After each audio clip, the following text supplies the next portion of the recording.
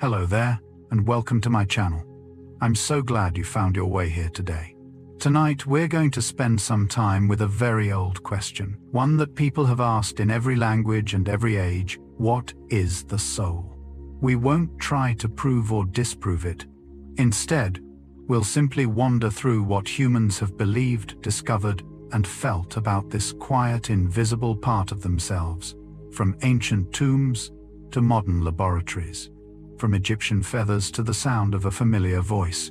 There is no need to hold on to anything. You can let your body settle, let your eyes grow heavy, and simply listen as one idea leads gently into the next. And before we begin, if you enjoy what I share here, please leave a like and hit subscribe. It's how others find their way to this little corner too. Now let's begin. If you trace language back far enough past dialects, and borrowed words past the noise of 1,000 generations, you find something strange waiting at the root of almost every tongue: a word for the part of a person that is not the body. Linguists who study ancient vocabularies have found this pattern again and again across continents that never touched, across peoples who never traded a single word with one another. Somehow separately, they all reached for language to describe the same quiet sense that a person is somehow more than flesh, more than the sound of their own footsteps. This is not proof of anything beyond the physical world. It is instead a kind of evidence about human beings themselves, about how consistently we have felt the need to name an inner self. You might notice right now that you have never had to be taught the difference between your body and your sense of being you. It arrives on its own quietly sometime in early childhood, and it never really leaves. Long before science, before scripture, before any system of belief, people were already reaching for a word to hold that feeling. Some chose breath, some chose shadow, some chose light, but almost none of them left the feeling unnamed. That more than any single answer may be the oldest fact we have about the soul. Not what it is, but that nearly everyone, everywhere, has felt certain enough of its presence to give it a name. Long before dictionaries, before the word ever touched a page, a small tribe living near the cold northern coastlines of Europe used a word that meant something like belonging to the sea. Scholars still debate exactly why. One old theory holds that early Germanic peoples believed the souls of the dead crossed water to reach their final resting place, the way a boat carries something from one shore to another. Picture it for a moment: a grey coastline, a departing tide, and a belief passed quietly from parent to child that something in us travels onward the way water does, never disappearing, only changing shape and place. That word slowly drifted through centuries of speech, shifting sound by sound, until it became the English word we still use tonight. It is a small, easily overlooked detail, the kind you might pass by without a second thought. And yet within it sits an entire drowned worldview, a way of imagining life and death that has nearly vanished from memory, preserved only in 4 quiet letters. Words often do this. They carry old beliefs forward long after the people who held them are gone, like driftwood arriving on a beach far from where a tree once stood. So when you say the word soul, you are, whether you realize it or not, echoing sailors and coastal villagers who imagined the self as something carried, something crossing a great dark water toward a shore none of them could quite see. Language remembers what people forget. Along the banks of the Nile, in a civilization that built monuments meant to outlast empires, people did not imagine themselves as having a single soul. They imagined several. 2 of the most important were called the Ka and the Ba. The Ka was thought of as a kind of life force, a double of the person that came into being at the moment of birth, and needed to be sustained, even after death, with offerings of food and drink left quietly at the tomb. The Ba, by contrast, was closer to what we might call personality. It carried a person's unique character, their voice, their particular way of moving through the world, and it was often pictured as a bird with a human head free to leave the tomb and travel by daylight, before returning each night to rest beside the body. Imagine, for a moment being remembered not as one single thing but as several: your life force, your character, your name, each treated with its own quiet importance, each needing its own kind of care.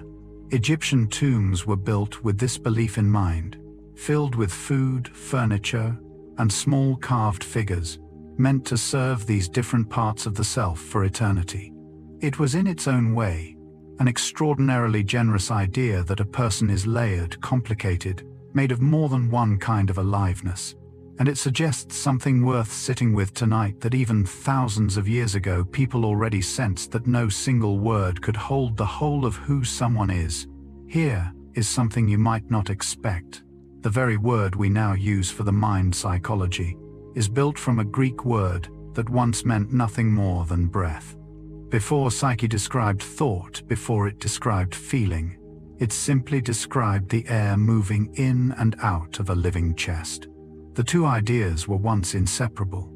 To the ancient Greeks, watching someone breathe was watching proof of their soul at work, and so the word for one slowly became the word for both. It is easy to assume this was a naive belief, a simple mistake corrected by modern science. But look closer, and it starts to feel less like an error and more like an early kind of honesty.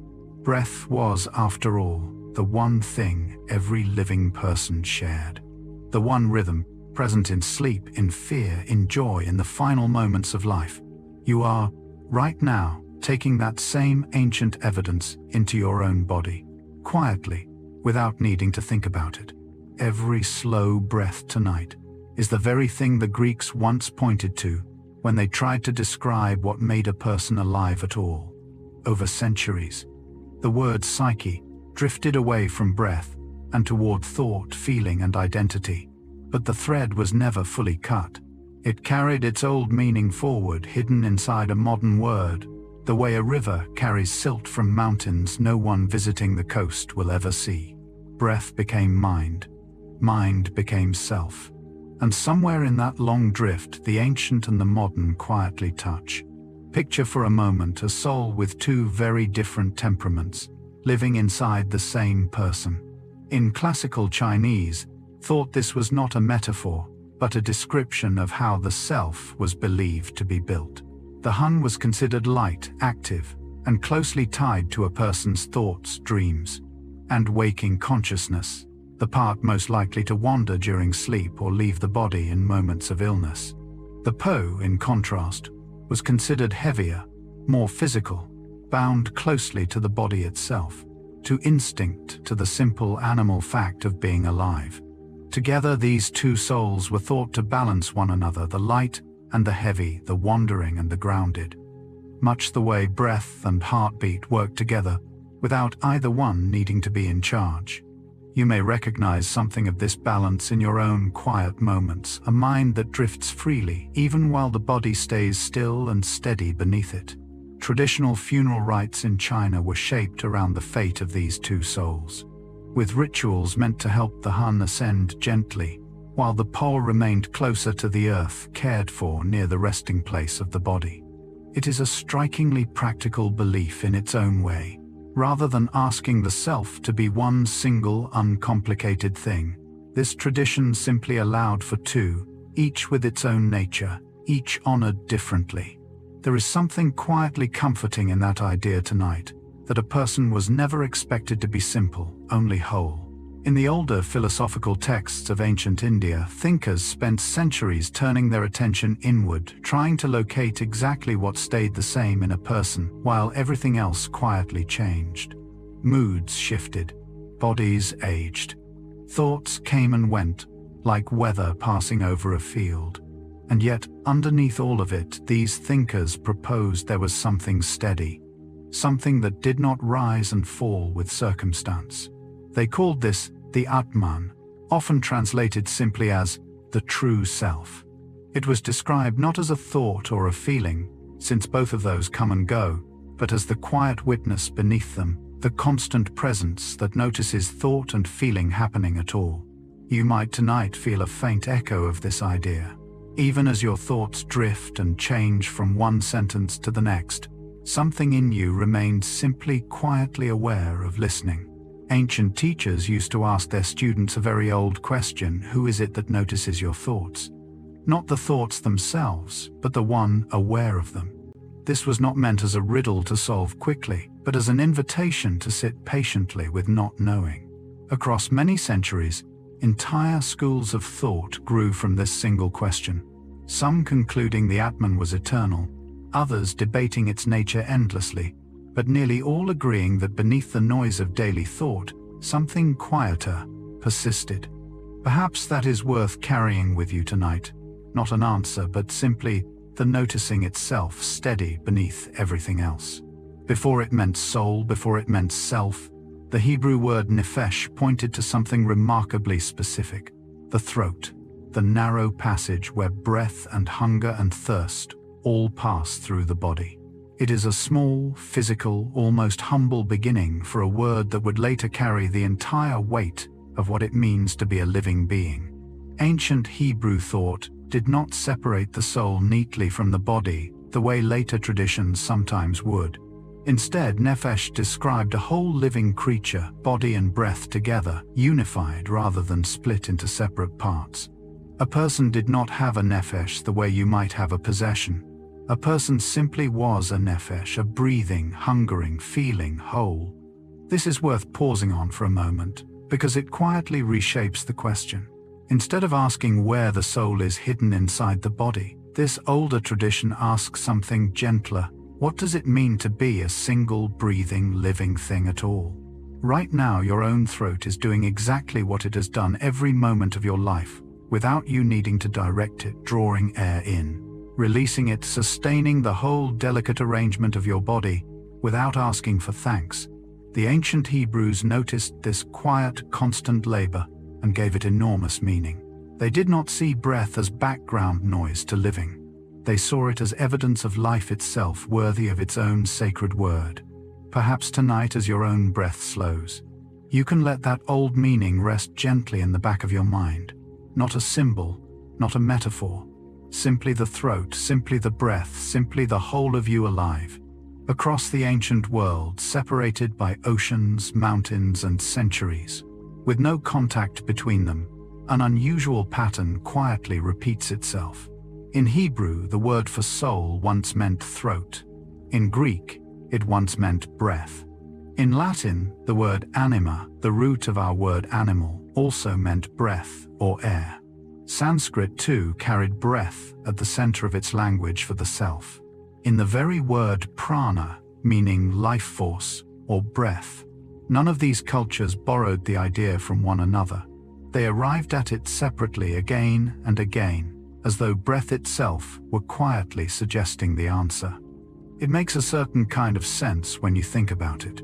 Breath was the one thing every observer in every place could actually see. You cannot see a thought, you cannot see a memory, but you can see breath rising as fog on a cold morning, see a chest rise and fall, see the exact moment it stops in someone dying and never starts again. For ancient people trying to understand what made the difference between a living person and a body left behind, breath was the clearest evidence available to the naked eye. You are breathing right now slowly, without effort, the same simple motion that convinced so many ancient civilizations that something more than matter was moving through the body.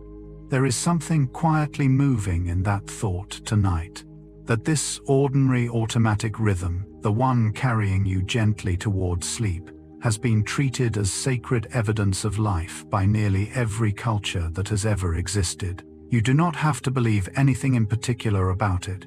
You only have to notice it the way they did and let it carry you. For most of human history, death was rarely hidden away in hospital rooms or behind closed doors. It happened at home, often surrounded by family, and the moment most closely watched was not the stillness of the heart, but the stillness of breath.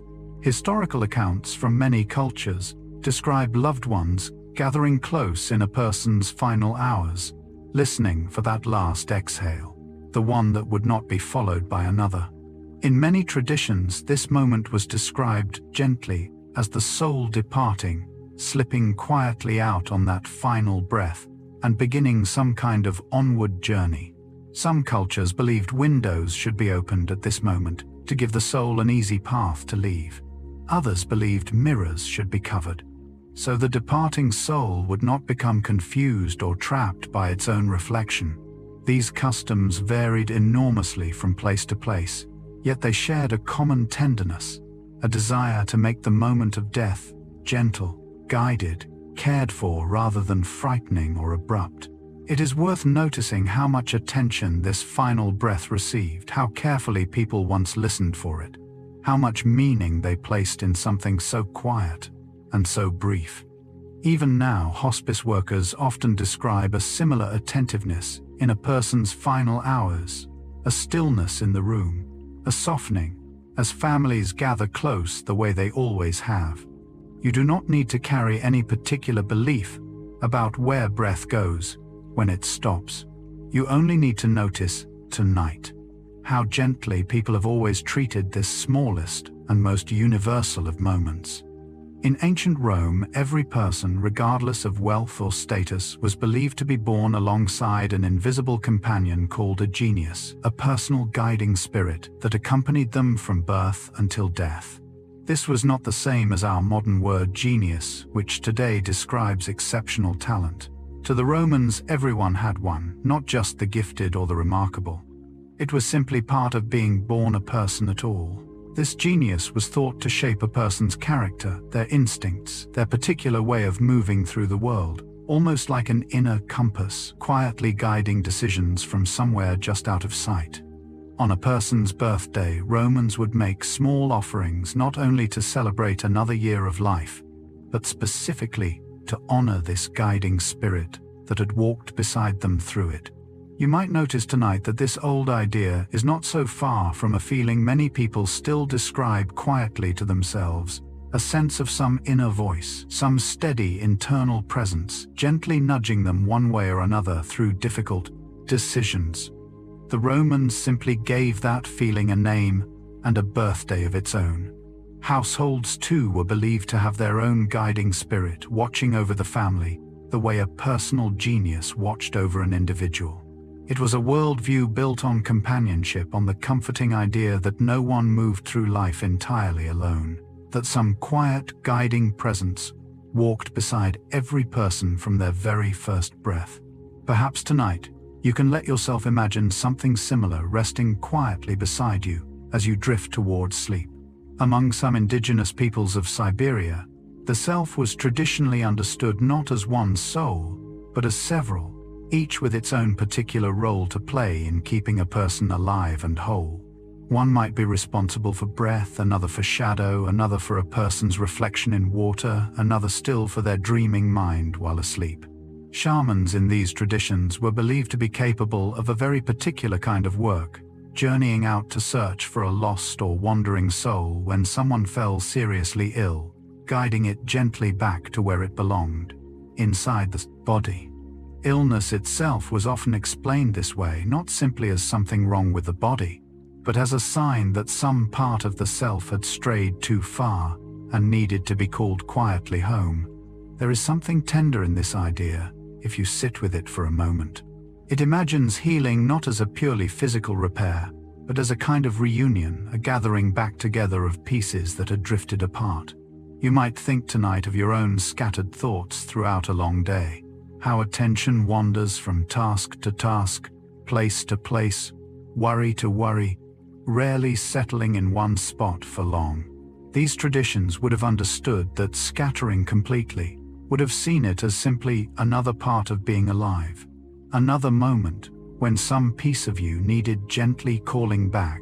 As you settle now, breath slowing, thoughts quieting. You are doing something these old traditions would recognize immediately, gathering the wandering pieces of yourself back home for the night. In the cold, saga-filled world of the Old Norse people's belief, held that every person was accompanied through life by a fylgja, a spirit companion that most often appeared in the shape of an animal. This companion was invisible during waking hours, walking silently alongside a person, but it might reveal itself in dreams, taking a form that was thought to reflect something true about that person's inner nature. A fylgja shaped like a wolf, might suggest fierceness or loyalty. One shaped like a bird might suggest a restless, far-traveling spirit. The old sagas are full of these quiet appearances, dreams, in which a person glimpsed their own Filja and understood on waking something new about their own character. In many stories, seeing your Filja clearly, rather than only sensing its presence, was considered a sign that death was drawing near, as though the spirit companion only fully revealed itself once its long work of quiet accompaniment was finally complete. There is something oddly gentle in this belief, despite its association with death. It imagines a person never truly walking alone, always shadowed by some deeper animal version of themselves, patient and watchful until the very end. You might wonder tonight what shape your own Filja would take, what animal your quieter instincts most resemble. The old Norse peoples believed such questions were worth asking, not out of fear, but out of a kind of curious respect for the parts of the self that remain mostly hidden, surfacing only rarely, only in dreams, only when there is something important to reveal. In Japanese tradition, the word tamashi is often used to describe the soul, but it carries with it a very particular and tender idea that a soul does not necessarily depart immediately or completely after death. Instead, it may linger gently near the places and people it loved most in life. This belief shapes one of Japan's most quietly moving traditions, the summer festival of Obon, during which families light small lanterns and prepare familiar foods to welcome ancestral spirits home for a few days each year. Homes are cleaned, paths are lit. Everything is prepared as though a beloved guest were about to arrive, because in a sense one is. At the end of the festival, families gently guide these spirits back with floating lanterns released onto rivers or the sea. A soft light drifting away into darkness, watched by everyone standing quietly on the shore. There is no fear in this tradition, no sense of anything uncanny. Instead, there is welcome warmth and a deep, unhurried patience with the idea that love does not simply end when breath does. You might think tonight of your own quiet inheritance from people who came before you, the habits, the sayings, the small gestures you never chose but somehow absorbed anyway. In its own way, that too is a kind of lingering, a tamashi of influence rather than form, still present, still gently shaping the person you have become, long after the ones who shaped it have gone. The Greek philosopher Aristotle approached the soul not as a mystical spirit, but as something closer to a biological principle, the very thing that separates a living being from a lifeless one. In his view, anything that grows feeds itself and reproduces possesses a soul, which meant strikingly that even plants qualified. He described this as the nutritive soul, present in every living thing, responsible simply for growth and survival. Nothing more elaborate than that. Animals, he argued, possessed something greater, a sensitive soul layered on top of the nutritive one, allowing them to feel, to move, to sense the world around them. Human beings, in his framework, carried a third layer, still a rational soul capable of thought, reflection, and reasoning, built upon the two simpler kinds beneath it. It was in its own way an early attempt at what we might now recognize as a kind of biological hierarchy, though Aristotle framed it in terms of soul rather than nervous systems or brains. There is a quiet humility in this framework worth noticing tonight. It does not place humans entirely apart from the rest of the living world, but rather at the far end of a long, continuous scale, still sharing the most basic layer of aliveness with every tree, every root, every quiet green thing growing patiently in the dark soil outside your window. You are in Aristotle's old framework, layered 3 times over, growing like a plant, sensing like an animal, and reflecting right now like only a human can, on the strange and quiet mystery of being alive at all. Throughout the medieval period, in the quiet libraries and lecture halls of Europe's earliest universities, philosophers and theologians spent enormous care wrestling with a question that sounds almost impossible to answer: whether the soul occupied any physical space at all. If the soul was real, they reasoned, did it have a shape? Did it have a size? Did it sit somewhere specific inside the body? Or did it exist in some entirely different way, present everywhere and nowhere at once? Some argued the soul filled the whole body evenly, the way warmth fills a room, without needing to be located in any single corner. Others proposed it was concentrated in one particular organ, with the heart being a common candidate, long before the brain was widely understood to be the seat of thought. These debates filled volumes argued across decades by careful thinkers who took the question with total seriousness, treating it not as idle speculation, but as one of the most important puzzles a person could spend a life on. It can be tempting from a distance of many centuries to smile gently at how earnestly they searched for something with no physical edges to find. But look closer, and the question feels strangely familiar. Even now, if someone asked you to point to the exact location of your sense of self, you would likely hesitate, unsure whether to gesture toward your head, your chest, or simply the quiet feeling of being present behind your own eyes. The medieval scholars never resolved the question fully, and in a sense, neither have we. Perhaps that is not a failure so much as an old patient reminder that some questions are worth holding gently rather than closing entirely.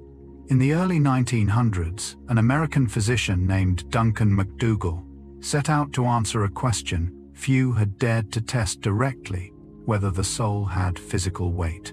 His method involved carefully weighing dying patients on a specially built scale, moment to moment, hoping to detect a sudden, unexplained drop in weight at the precise instant of death, evidence, he believed, of something leaving the body. In his small handful of trials, he reported one case where the scale showed a loss of about 3/4 of an ounce immediately following death, a figure that was later rounded in popular retelling into the now famous claim that the soul weighs 21 grams. It is a striking image, precise and almost comforting in its specificity, as though something so mysterious could be pinned down to a single small number on a scale. There is something very human in that impulse, the desire to make the invisible measurable, the unknown countable, if only to feel slightly less lost in front of such an enormous question. McDougall's small handful of trials, conducted under difficult and inconsistent conditions, were far too limited to draw any reliable conclusion, and his results were never successfully repeated by other researchers under controlled circumstances. And yet the number 21 grams has outlived the experiment itself by more than a century, appearing in films, in songs, in casual conversation, long after the original claim quietly faded from scientific credibility. Sometimes a story survives not because it was proven, but because it captured, however briefly, something people badly wanted to believe. It is worth pausing here gently to be honest about what became of Dr. McDougall's famous experiment. In the years following his original trials, the scientific community reviewed his methods closely and found them deeply flawed. His sample size was far too small to draw any meaningful conclusion involving only a handful of patients under inconsistent conditions. Several of his additional trials produced no measurable weight loss at all, and those results were quietly excluded from his final published account, which is itself a serious problem in any honest scientific process. Later attempts by other researchers to replicate his findings using better instruments and more careful controls found no reliable weight change occurring at the moment of death. In modern medical and scientific understanding, weight loss around the time of death is now attributed to far more ordinary causes: the release of bodily fluids, the last exhale of air from the lungs, small, measurable, entirely physical processes, with nothing mysterious behind them. None of this is meant to diminish the deeper questions the experiment was reaching toward. Only to be clear about where the evidence actually stands. Sometimes the most respectful thing to do with an old story is simply to tell it honestly, including the part where it did not hold up.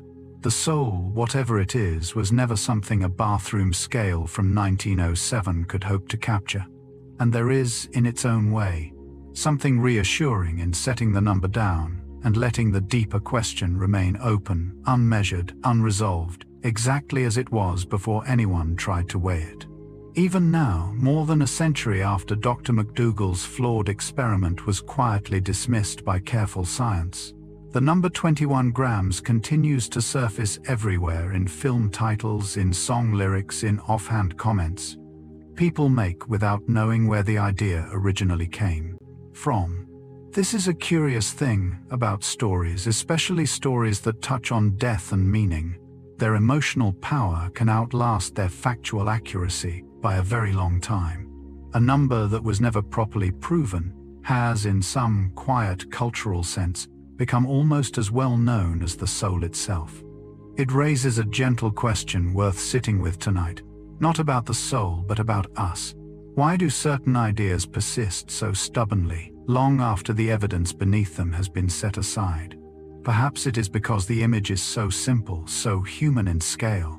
21 grams is about the weight of a few coins, something you could hold in one hand, and there is comfort in that kind of smallness, when the alternative is trying to imagine something entirely without weight or shape at all.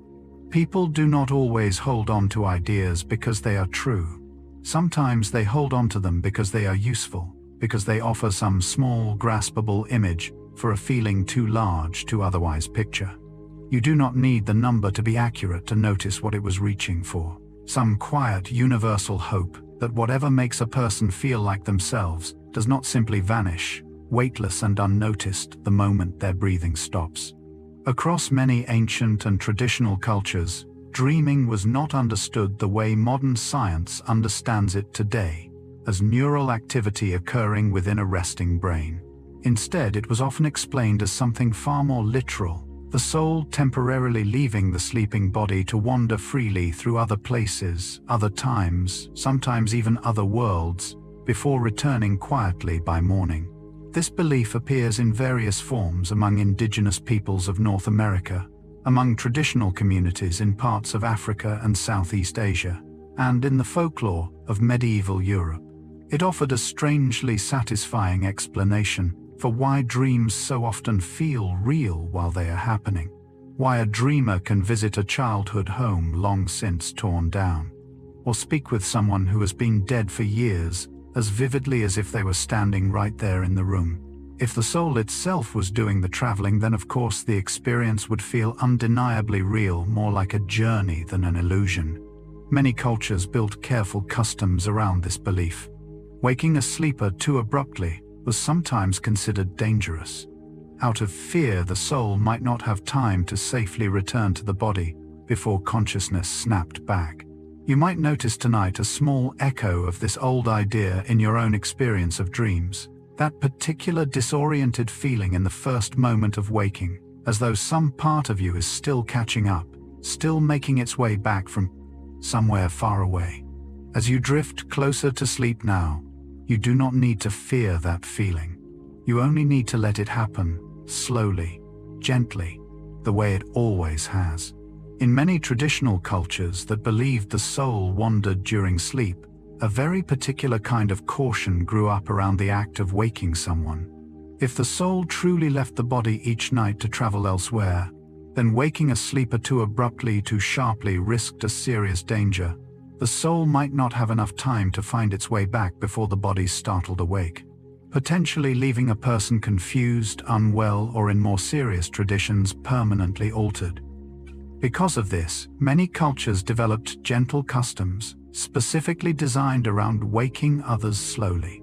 A soft word spoken first, a hand placed lightly on a shoulder before any louder sound, time given quietly for whatever had wandered to make its way home first. Even in cultures without this specific belief, something similar seems to survive instinctively.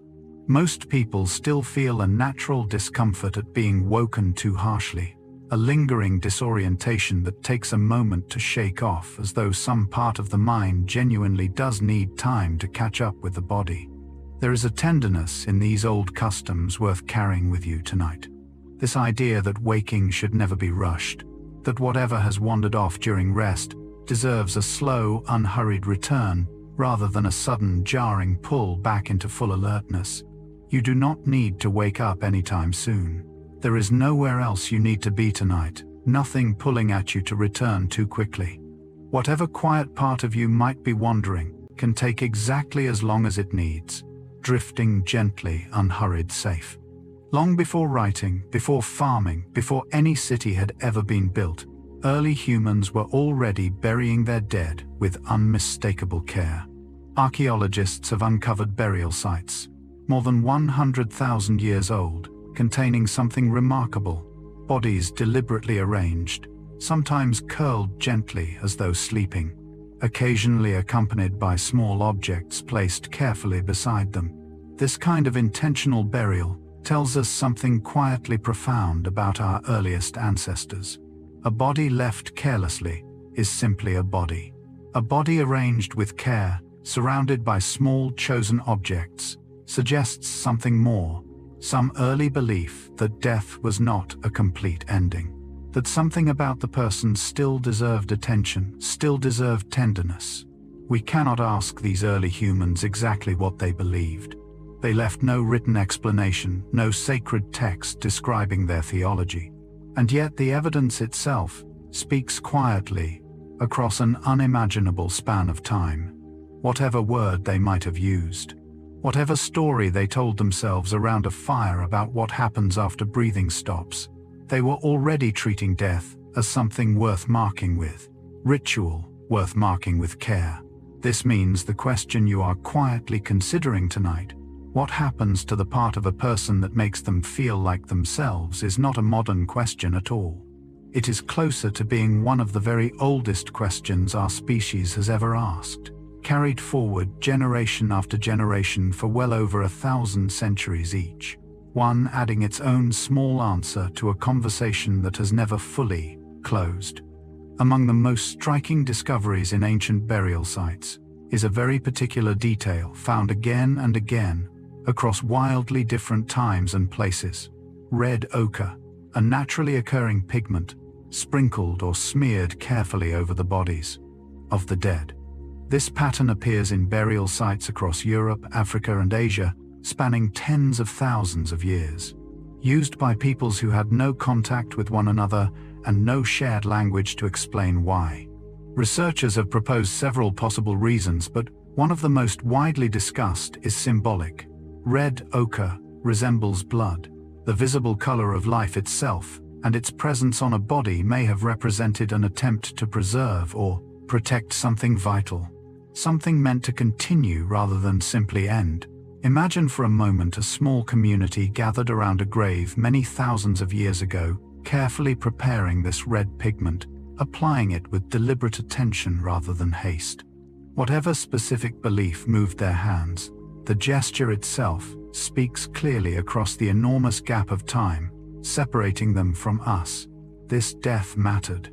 This person mattered, and something about them was worth trying to protect, even after their breathing had stopped for good. We will likely never know the exact words they used to describe what they believed they were protecting, but the color itself has survived, preserved in soil and bone for tens of thousands of years. A quiet red thread connecting an ancient hand to your own understanding. Tonight, this same old instinct to mark loss with care, to treat the end of a life as something requiring gentleness rather than indifference. Egyptian burial practices reached a level of preparation almost impossible to imagine by modern standards. Tombs belonging to the wealthy were stocked with food meant to last, furniture built to be used, clothing folded neatly, and small carved figures called shabti intended to perform labor on behalf of the deceased in the afterlife. Every detail was considered not as symbolic gesture alone, but as genuinely practical provision for a journey believed to stretch on forever. This required an enormous amount of resources, skilled labor, and careful planning, often prepared years in advance of a person's actual death. Entire workshops existed solely to produce burial goods. Entire communities built their livelihoods around preparing others for a death that had not yet arrived. Consider the sheer scale of belief required to justify this kind of investment. Real bread, real linen, real gold, all set carefully aside for use by someone who would never again eat, never again feel warmth. never again reach out a physical hand to receive it. And yet, generation after generation, this preparation continued uninterrupted for thousands of years. It suggests a civilization utterly convinced that whatever left the body at death still required in some form all the ordinary comforts of the life left behind. There is something almost tender hidden inside all that elaborate stone and gold once you look past the scale of it. Beneath every carefully packed tomb sits the same simple, universal hope so many cultures have quietly shared, that the ones we love should never truly go without. Rising more than 450 feet above the desert, built from over 2 million individual stone blocks, the Great Pyramid of Giza stands today as one of the most astonishing structures ever created by human hands. And at the center of this almost unimaginable undertaking sat a belief about a single soul, that of the pharaoh Khufu, for whom the pyramid was constructed as a vehicle to carry him safely into the afterlife. Every measurement, every angle, every carefully aligned passage was designed with religious purpose, intended to help guide the pharaoh's spirit toward the stars, toward eternity, toward a continued existence believed to extend infinitely beyond his final breath. It is worth sitting for a moment. With the sheer scale of effort involved, tens of thousands of workers labored for decades, moving stones weighing as much as several tons each, using tools and techniques modern engineers still study with genuine admiration. All of it ultimately in service of one belief, that a single soul deserved a monument vast enough to match the scale of eternity itself. It raises a quiet, striking question worth carrying with you tonight. What would it mean to build something that enormous, simply to honor the part of a person that cannot be seen or touched? The Egyptians did not hesitate to answer that question with stone, with gold, with the labor of entire generations. Whatever you believe about what continues after a life ends, there is something worth admiring in a civilization willing to build a mountain by hand, simply to make room for the idea that someone mattered enough to continue. According to ancient Egyptian belief, after death, a person's heart closely associated with their ba, their individual character, was brought before the goddess Ma'at and placed on one side of a great scale. On the other side rested a single feather, representing truth, balance, and moral order. If the heart proved lighter than the feather, weighed down by neither guilt nor wrongdoing, the deceased was judged worthy of continuing safely into the afterlife. If the heart proved heavier, burdened by a life poorly lived, it was believed to be devoured by a waiting creature, and the person's continued existence ended there. This ritual, illustrated carefully in Egyptian funerary texts, reveals something important about how ancient Egyptians understood the soul. It was not separate from a person's actions and choices. It carried them quite literally as measurable weight, as though every kindness and every cruelty left some small trace behind, something that could ultimately be placed on a scale and judged. There is something worth noticing in this old image, even at a distance of thousands of years. It suggests an old, widely shared human intuition, that how a person lives shapes something lasting within them, some quiet, accumulated weight of character that outlives any single moment. Tonight, you do not need to imagine any feather, any scale, any judgment waiting ahead. You only need to notice how naturally this old belief still echoes a very ordinary, very human feeling, the quiet satisfaction of having moved gently through a day, of having carried, if only briefly, a heart made a little lighter by kindness. In ancient Zoroastrian belief, one of the oldest continuously practiced religious traditions in the world, the journey after death was imagined as a crossing, quite literally, over a narrow bridge called the Chinvat Bridge. According to this teaching, every soul must cross this bridge after death, and the width of the path beneath their feet shifts according to how they lived.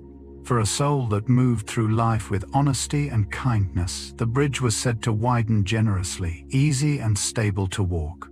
For a soul burdened by cruelty or deceit, the bridge narrowed dangerously, sometimes to the width of a single blade, making the crossing treacherous, or even impossible.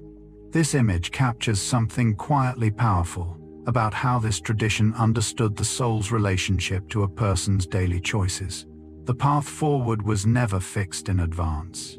It responded moment by moment to the accumulated weight of an entire life, widening or narrowing according to patterns of behavior built slowly, one ordinary day at a time.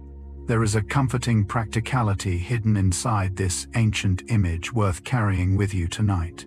It does not ask for perfection, only for a general direction, a life leaning consistently toward honesty rather than deception, toward kindness rather than harm. You do not have to imagine any bridge tonight, narrow or wide. You only need to notice the quiet, steady shape of your own ordinary days, the countless small choices that in this old tradition were once believed to build gently and invisibly the very ground beneath a soul's own future footing.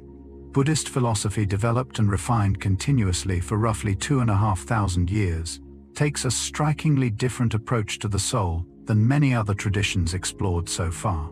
Rather than describing an eternal, unchanging self, hidden somewhere within a person, core Buddhist teaching questions whether such a fixed self exists at all.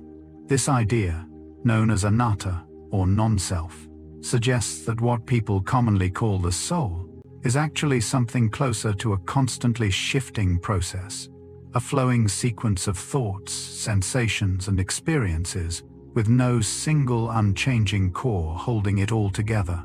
Imagine a river. You can point to it, name it, return to its banks year after year and still call it the same river. And yet the actual water flowing past you in any given moment is never the same water twice. Buddhist teaching suggests something similar about the self, continuous in appearance, but never truly fixed underneath. This is not meant as a discouraging idea, despite how it might sound at first. Traditionally, it is offered as a source of relief rather than loss, an invitation to hold identity more loosely, to release the exhausting effort of defending some rigid, unchanging version of yourself against every small change life inevitably brings. Tonight, as your own thoughts drift and shift gently from one idea to the next, you might notice this teaching quietly at work. You do not need to hold each passing thought tightly. You can simply let them move through you one after another, the way a river moves patient and unhurried toward wherever it is gently headed. The teaching of anatta, first articulated over 2,000 years ago, did not remain a small or isolated idea confined to a single region. It grew over centuries into a foundational belief, shaping the spiritual lives of well over 500 million people practicing Buddhism today, across countries as varied as Thailand, Japan, Sri Lanka, Tibet, and far beyond. This means that for a truly enormous portion of humanity, the soul, as commonly imagined elsewhere, a single, fixed, and eternal self, is not the foundation of their spiritual understanding at all. Instead, generations of practitioners have built entire ways of living around the practice of loosening their grip on a fixed identity, cultivating patience with change rather than resistance to it. Meditation traditions within Buddhism often center specifically on this practice, sitting quietly, observing thought after thought arise and pass, watching closely as thoughts prove impermanent and could never quite be pinned down as a solid, unchanging self. For hundreds of millions of people, this has proven across many centuries to be a genuine source of peace rather than unease, a way of meeting life's constant changes with acceptance instead of quiet, exhausting resistance. You might borrow a small piece of this practice tonight without needing to adopt any belief system at all. As thoughts drift through your mind right now, you do not have to hold onto any of them tightly. You can simply notice each one arriving, notice it passing, and let the next one take its place, gently, the way 500 million people have quietly practiced doing for longer than most nations have existed. In Hindu philosophy, the Atman, the true and unchanging self, first described in the earliest Sanskrit texts, is believed to persist far beyond the boundaries of a single lifetime. According to this tradition, the Atman moves through an ongoing cycle of birth, death, and rebirth known as samsara, inhabiting one body after another, across what is often described as an almost incomprehensible span of time. Each life in this framework is treated as a single chapter within an enormously long story, shaped by the accumulated consequences of actions taken in lives that came before a principle known as karma. Unlike traditions built around a single life followed by a single final judgment, Hindu belief imagines something closer to a long unfolding education, with each lifetime offering fresh opportunity for growth, learning, and gradual movement towards spiritual liberation. Ancient texts describe this cycle not with dread, but often with a kind of patient reassurance. No single life needs to resolve everything.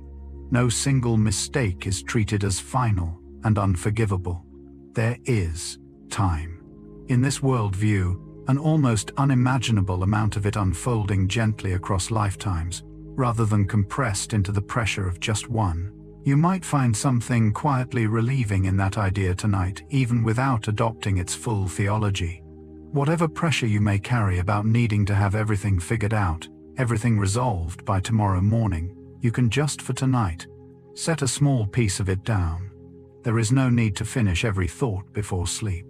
Some things this old tradition gently suggests are simply allowed to continue unfolding. Belief in some form of reincarnation, the idea that a soul or essence continues on after death by inhabiting a new life, is far more widespread across the modern world than many people realize. Surveys examining global religious belief suggest that roughly 1 in every 6 people alive today holds some version of this belief, spanning Hindu, Buddhist, and Jain traditions primarily, but also appearing in smaller, quieter pockets within other religious and cultural communities around the world. This means that on any ordinary day, in nearly every country, you could name someone nearby is likely living their life while holding somewhere in their heart the quiet expectation that this is not their only chance, that whatever comes next may simply be another beginning rather than a true ending. There is something worth sitting with in that number tonight. It is easy to assume our own particular view of life and death, whatever it happens to be, is simply the obvious or default way of understanding things.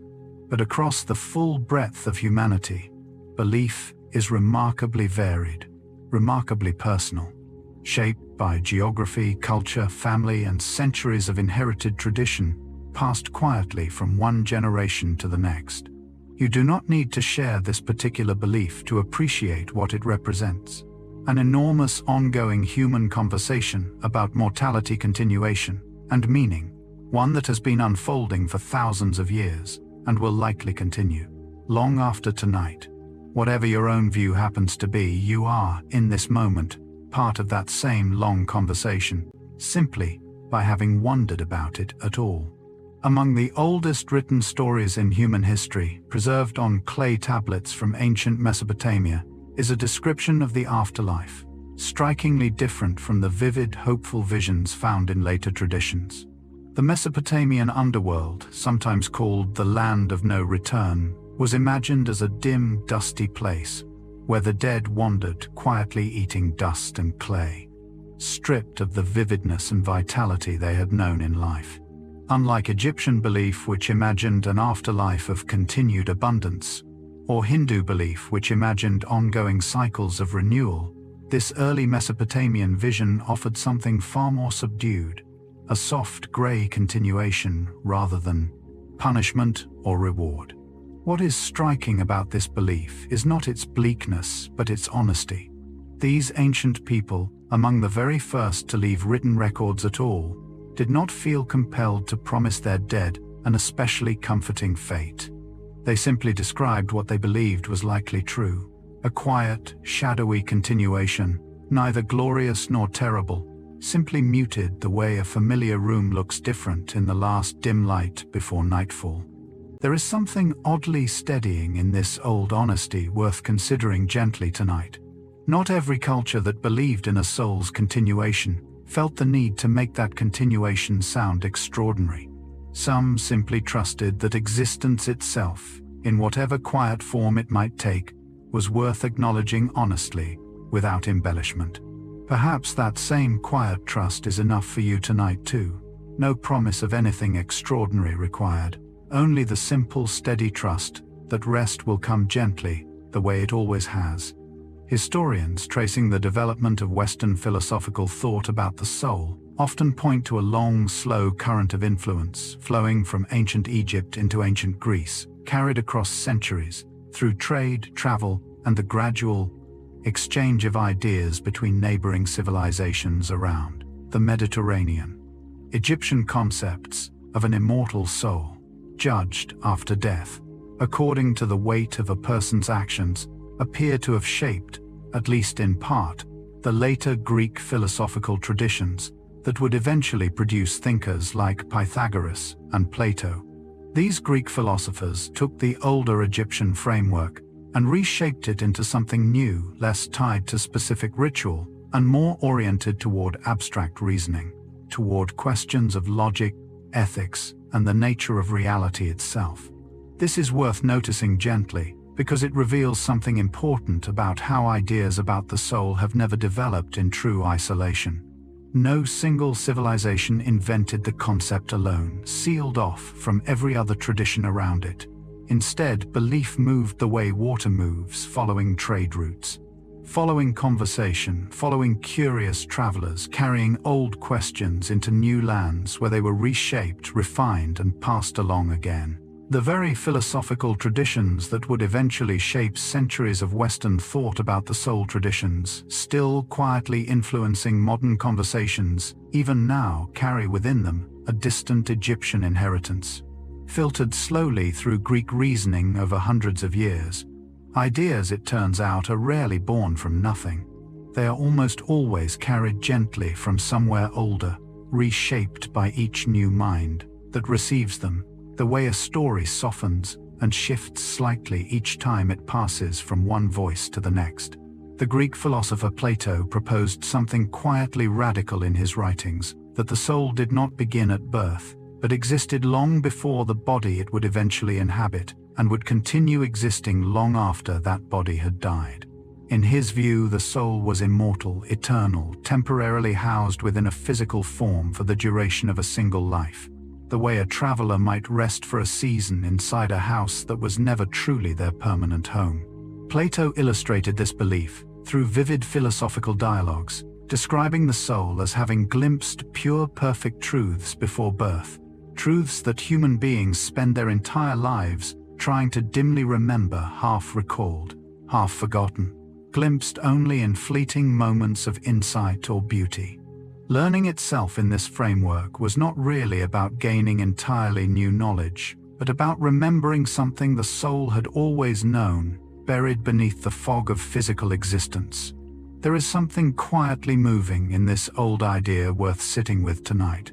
Have you ever encountered a piece of music, a particular view, a fragment of a poem that struck you with a strange, immediate sense of recognition, as though some part of you already understood it before you consciously grasped why?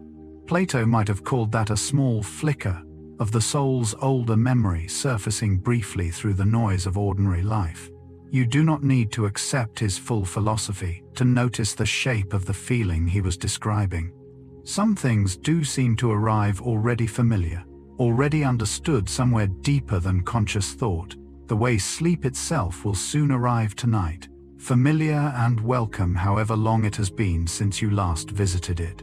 The Christian understanding of the soul, often assumed today to be simple and settled, was in fact shaped gradually across more than 1,000 years of careful theological debate, drawing on Hebrew scripture, Greek philosophy, and centuries of thoughtful argument among early church theologians.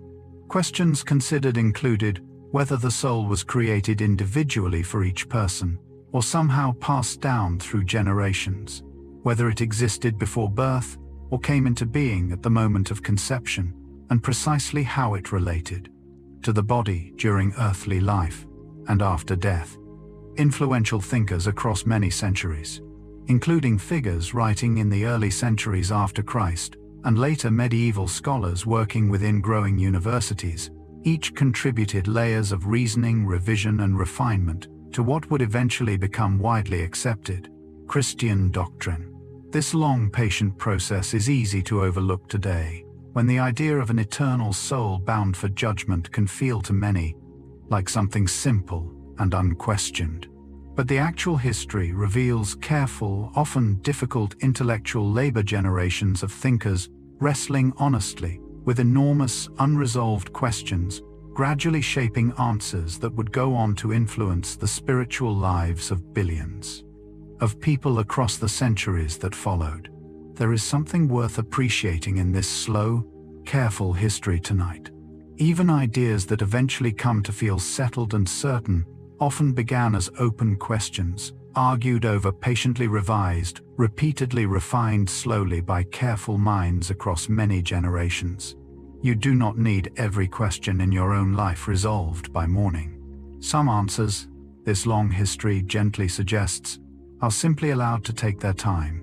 In Islamic tradition, the soul referred to as the ruh occupies a particularly humble and respected place within religious understanding.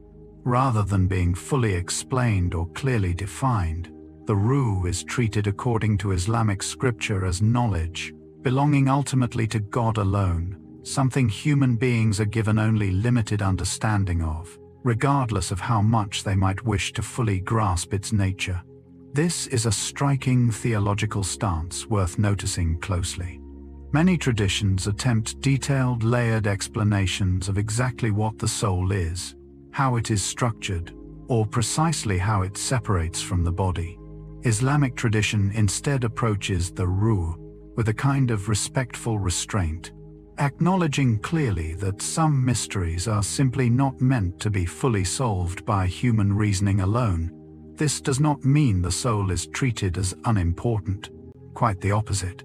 Islamic teaching holds the ruh in deep reverence, describing it as a divine gift breathed into every human being, connecting each person directly to something greater than themselves.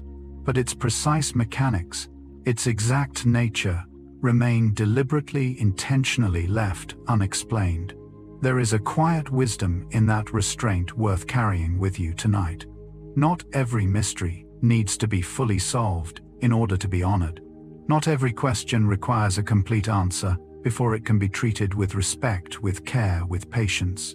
You do not need to fully understand your own soul tonight, whatever word you use for it, in order to trust it gently toward rest. Some things are simply allowed to remain quietly, peacefully, unexplained. Across medieval Europe, towering cathedrals rose slowly over decades, sometimes over centuries, built stone by careful stone, by generations of workers who would often never live to see the completed structure themselves.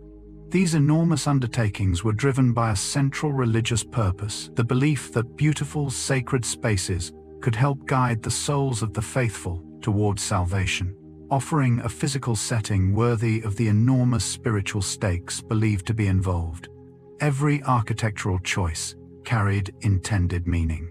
Soaring ceilings were designed to draw the eye upward toward heaven, encouraging worshippers to feel small within something vast and sacred. Stained glass windows told biblical stories in colored light, for a population that in many cases could not read written text, allowing sacred stories to be absorbed visually rather than through scripture alone. Entire communities organized their labor, their resources, and often their identities around these long building projects, understanding themselves to be contributing stone by stone to something meant to serve the eternal well-being of souls stretching far beyond their own individual lifetimes. It is remarkable to consider the patience this required, generations of workers investing decades of labor into a building many of them would never see finished, motivated by belief in something they could not see or measure at all.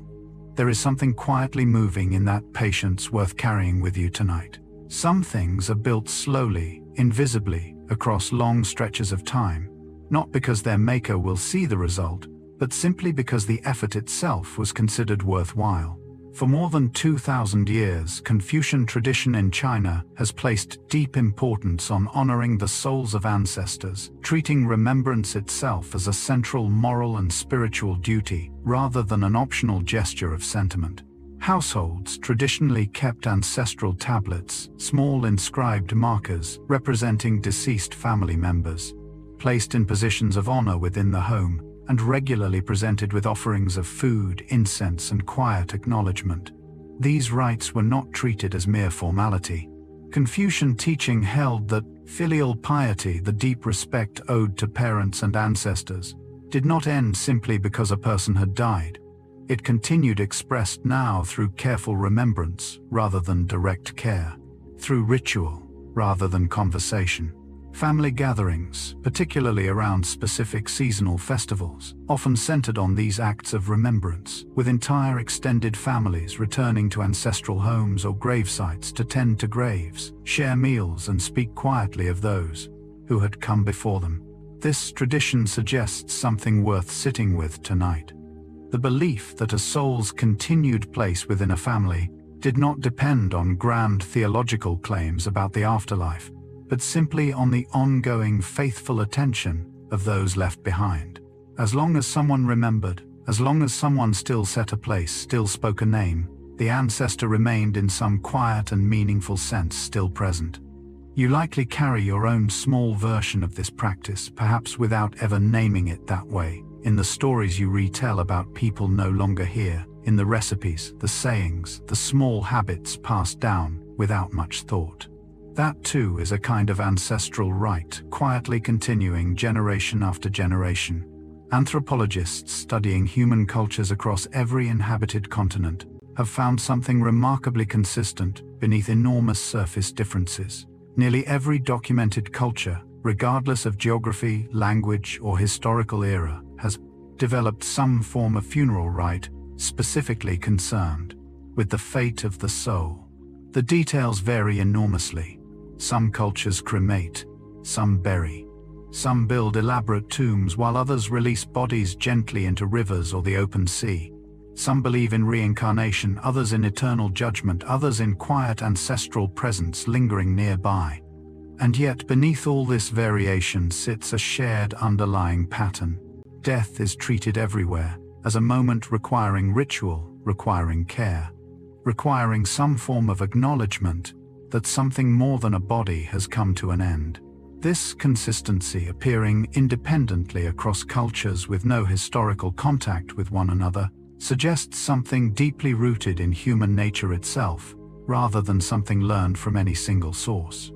Whatever specific beliefs a culture holds about what happens after death, the underlying instinct to mark that moment with ceremony, with attention, with collective gathering, appears to be close to universal. There is something quietly reassuring in this pattern worth considering tonight.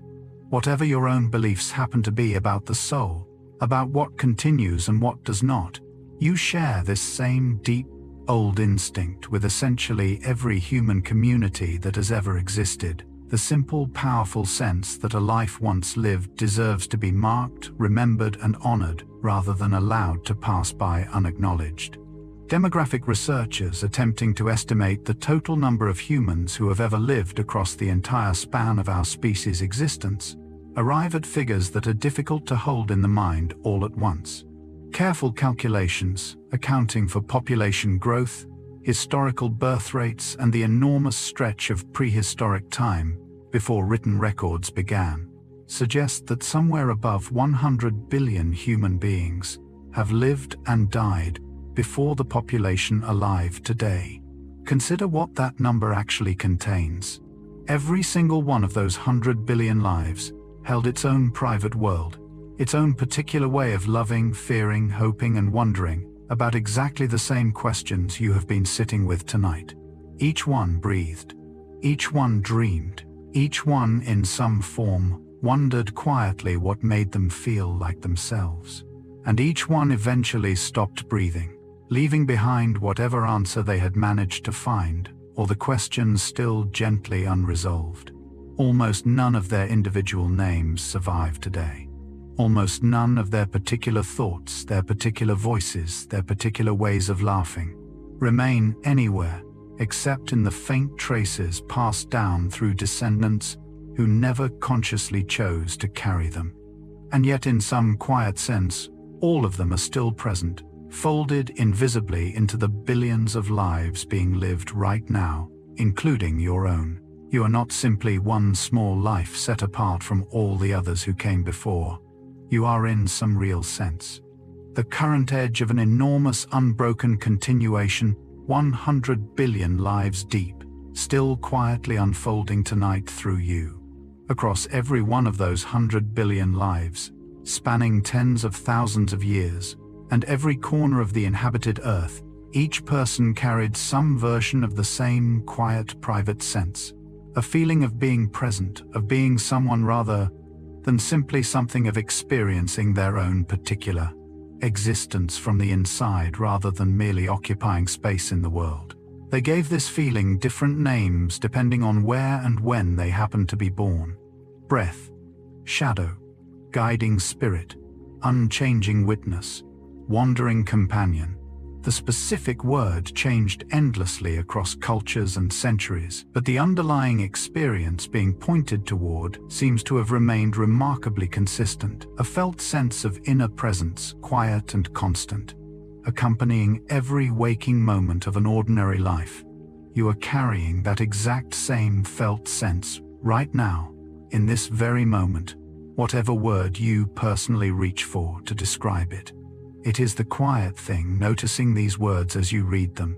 It is the same quiet thing that noticed your first memory as a small child, and it will be the same quiet thing present tomorrow morning when you wake.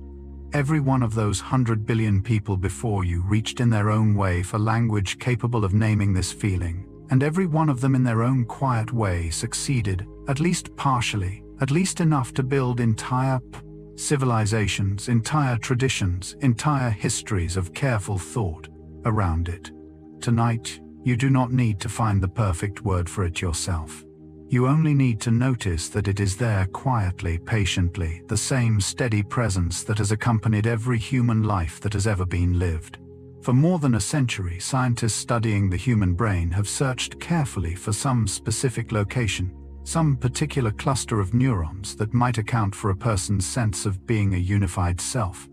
And after decades of increasingly detailed brain imaging, careful clinical study, and painstaking research, no single location has ever been found. There is no small chamber deep in the brain labeled simply as self. Instead, researchers have found something more distributed, more collaborative, many different brain regions, each handling separate tasks, memory, emotion, sensory processing, language working together in coordinated patterns that somehow give rise to the felt experience of being one continuous person. This might, at first, sound like a disappointing discovery, as though searching carefully and finding nothing solid at the center. But consider it from another angle. It suggests instead that your sense of self is not a small, fragile object hidden somewhere inside your skull, vulnerable to being simply located and removed.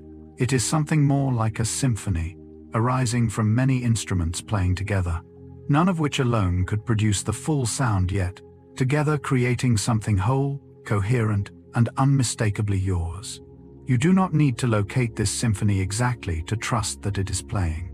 It has been playing quietly, continuously for your entire life, through every version of yourself you have ever been, child and adult alike, and it continues playing gently right now, coordinating countless unseen processes, simply to allow you to rest here quietly at the end of this long day. Neuroscientists studying human identity often describe the sense of self not as a single fixed structure, but as an ongoing process, something the brain continuously generates rather than something it simply stores in one place and holds. Still, memory regions contribute your personal history. Emotional centers contribute the particular tone and texture of how you experience that history. Sensory processing areas contribute the ongoing feeling of inhabiting a body, of occupying a particular place in physical space right now in this exact moment. All of these separate systems operate largely without your conscious awareness, quietly coordinating behind the scenes to produce the seamless, unified experience you simply call being yourself. This means your sense of identity, in a very real sense, being actively created moment by moment, rather than existing as some static object you simply carry around. It is less like a stone and more like a river, continuously flowing, continuously renewing itself, and yet still recognizably consistently the same river you have always known. There is something quietly remarkable in this ongoing, invisible labor happening inside you right now. Countless unseen processes are working together, without effort, without your conscious direction, simply to allow you to feel like a coherent, continuous person as you read these words. You have never had to build this experience deliberately. It has simply been given to you freely, continuously, your entire life, an enormous, quiet collaboration, happening constantly beneath the surface of every single ordinary moment, including this peaceful one right now, as you drift gently closer to sleep. Even today, philosophers working within careful academic traditions continue to debate a question that has never been fully settled: whether the mind, the thing neuroscience studies through brain activity, and the soul, the concept explored by so many religious and spiritual traditions across history, actually refer to the same thing, or whether they describe two genuinely different aspects of human existence. Some philosophers argue the mind is simply what the soul looks like when studied scientifically, two names for a single underlying reality viewed through different methods. Others argue the two concepts point toward genuinely separate ideas, entirely with the mind describing observable brain function, and the soul describing something that may exist beyond what physical measurement could ever fully capture. This remains a genuinely open question, actively discussed in philosophy departments and religious institutions alike, without any single answer that has managed to satisfy every careful thinker who has considered it closely. There is something worth appreciating in this ongoing uncertainty tonight, rather than something to feel unsettled by. Not every important question needs to arrive at a tidy, universally accepted answer in order to be worth asking. Some of the most careful, thoughtful minds throughout history have sat patiently with exactly this uncertainty, examining it from every possible angle, without ever needing to force a premature conclusion simply for the sake of comfort. You too are allowed to hold this question loosely tonight, turning it over gently without needing to resolve it before sleep arrives. Some mysteries are simply meant to be carried quietly rather than solved completely. The 17th century philosopher John Locke proposed something that quietly reshaped centuries of thinking about personal identity. Rather than locating the self in some fixed, unchanging soul, Locke argued that what actually makes you the same person over time is memory. Specifically, your ability to consciously connect your present experience back to your past experiences through continuous, remembered thought. In his framework, if you can remember being a younger version of yourself, that remembered connection is what constitutes your ongoing identity, rather than any hidden metaphysical substance sitting quietly beneath your thoughts. This was a genuinely radical shift at the time it was proposed, moving the entire conversation about personal identity away from theology and towards something closer to psychology, something rooted in lived, remembered experience rather than unprovable spiritual claims. Locke's argument raised fascinating and difficult questions that philosophers still discuss today. What happens to identity when memory fades? Is a person with no memory of their earlier life still in any meaningful sense the same person they once were? These questions remain genuinely unresolved, discussed carefully in philosophy, psychology, and increasingly in conversations around memory and aging. There is something worth sitting with gently tonight in Locke's original insight, regardless of how the harder questions eventually resolve. Your memories, all of them, the ordinary ones and the cherished ones alike, are doing quiet, continuous work right now, holding together the long, unbroken thread of everything you have ever been, weaving each version of yourself gently into the person resting here tonight.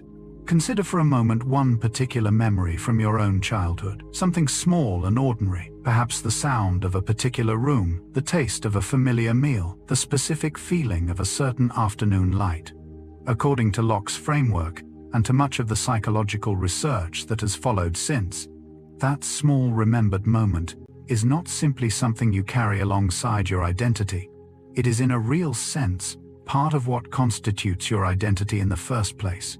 You are quite literally made in part from the memories you continue to hold. This is a strange thing to sit with, honestly. The version of you who first experienced that childhood moment no longer physically exists in any complete sense. Every cell long since replaced, every immediate circumstance long since changed. And yet, through memory, that earlier version of you remains genuinely present, woven directly into who you are tonight, influencing your preferences, your instincts, your particular way of noticing the world, often without your conscious awareness. You carry forward quietly and continuously every version of yourself you have ever been, layered gently on top of one another, like sediment settling slowly at the bottom of a riverbed. None of those earlier versions are lost exactly. They persist quietly inside the person reading these words right now, tonight. As your own thoughts drift gently backward and forward across memory, across time, you're doing something remarkable without any real effort at all, holding your entire continuous self together gently, the way you have every single night of your life. In a series of remarkable studies conducted in the 1960s and beyond, researchers studied patients who had undergone a rare surgical procedure severing the connection between the two hemispheres of the brain, originally performed as a treatment for severe seizures. What researchers discovered afterward was startling. Under carefully controlled experimental conditions, each hemisphere sometimes appeared to process information, make decisions, and even express preferences somewhat independently of the other, as though two separate streams of awareness were operating within a single skull, each unaware of exactly what the other was doing. In everyday life, these patients functioned normally, their behavior seamless and unified, since the two hemispheres still received the same sensory input and generally worked in close cooperation. But under specific experimental conditions, researchers could reveal this hidden division, catching quiet glimpses of two systems working side by side, rather than as one single, indivisible unit. These studies profoundly influenced how scientists think about consciousness and unified identity, suggesting that the strong, seamless feeling of being one single self might be less like an obvious built-in fact, and more like a remarkable achievement, something the brain works quietly and continuously to construct and maintain. There is something worth appreciating gently tonight in this discovery. Your own sense of being one continuous, unified person is not something simple or automatic. It is a genuine accomplishment quietly performed by your brain every single moment of your life, weaving together countless separate processes into the single coherent experience of being you right now, resting here whole. The unexpected findings from split brain research did not settle the question of identity so much as deepen it, prompting researchers across neuroscience, psychology, and philosophy to ask a harder, more careful question: if the brain is made of many separate, specialized systems, sometimes even capable of operating with a surprising degree of independence, what exactly is doing the work of unifying all of it into the single continuous experience of being one person? Several theories have been proposed over the following decades. Some researchers point to specific coordinating brain regions that appear to synchronize activity across other areas, creating a kind of shared rhythm, binding separate processes together. Others suggest unity arises less from any single mechanism and more from the ongoing narrative the brain continuously constructs, a ceaseless, quiet storytelling process, stitching separate experiences into one coherent, remembered life. Neither explanation has fully settled the matter, and this remains an active, genuinely open area of scientific inquiry. What is worth noticing tonight is not the absence of a final answer, but the sheer scale of quiet coordination clearly happening, whatever its exact mechanism turns out to be. Every single day, without any conscious effort on your part, an extraordinary amount of invisible work occurs, simply to allow you to feel seamlessly, like one continuous person moving through one continuous day. That labor has not stopped tonight, even as your thoughts begin to slow. Somewhere quietly unseen processes continue, gently weaving everything together, holding you steady, whole and unified, exactly as they have every night before this one. One of the more striking facts of human biology is this: the physical matter making up your body today is almost entirely different from the physical matter that made up your body a decade ago. Different tissues renew at different rates. Skin cells replace themselves every few weeks. Red blood cells last only a few months before being replaced entirely. Even bone, which feels permanent and solid, is gradually rebuilt over a period of roughly 10 years. A small number of cell types, certain neurons in the brain among them, may persist for a lifetime, but the overwhelming majority of your physical body is quite literally in constant, ongoing turnover, always being broken down and rebuilt using new material drawn from food, water, and air. This means the body reading these words tonight shares remarkably little actual physical material with the body that existed when you were a small child. Atom by atom, cell by cell, nearly everything has been replaced more than once across the years between then and now. And yet something persists through all of that quiet, constant replacement. Something continues feeling recognizably, unmistakably like you, even as the physical material beneath it changes almost entirely. This is one of the oldest puzzles behind the idea of the soul, quietly confirmed by modern biology rather than resolved by it. Whatever holds your identity steady clearly does not depend on any single fixed piece of physical matter. It depends on something else entirely, something continuous, something that outlasts the material carrying it night after night, year after year. Despite nearly complete physical replacement at the cellular level, despite years and years of change in appearance, in circumstance, in surrounding world, you almost certainly still feel quietly and instinctively like the same continuous person you were as a young child. You would likely say without much hesitation that the child in an old family photograph is you. Not merely someone who came before you, not a stranger who happened to share your name, but genuinely, unmistakably you, despite the enormous physical distance between that small body and the one resting here tonight. This feeling is worth pausing on because it is far stranger than it first appears. Nothing about your current physical body directly proves this continuity. The proof, if it can be called, that lives somewhere else, entirely in memory, in the felt thread of experience connecting one moment to the next, across your entire life, in the quiet, ongoing sense of having been present consistently for the whole, unfolding story. You have never had to work hard to maintain this feeling. It has simply been there, steady and automatic your entire life, holding together every version of yourself you have ever been into one continuous, coherent whole. Tonight, as you rest here, that same quiet continuity is still fully intact, still connecting this exact moment back through every night you have ever fallen asleep before, all the way back to a small child who once felt sleep arrive in exactly this same gentle way. That child is still here. So are you. They were always the same. Across nearly every tradition explored so far, ancient Egyptian, Greek, Hindu, Buddhist, Christian, and the modern language of neuroscience alike, one particular puzzle keeps quietly resurfacing in different forms. How can something remain recognizably continuously itself while nearly everything about it visibly changes over time? Bodies age, cells replace themselves entirely, beliefs shift, memories fade and sharpen and shift again with each retelling. And yet something persists underneath all of that constant change. Something that has felt your entire life unmistakably like you. This is at its heart the same question ancient Egyptians were reaching toward when they imagined a bar capable of surviving physical death.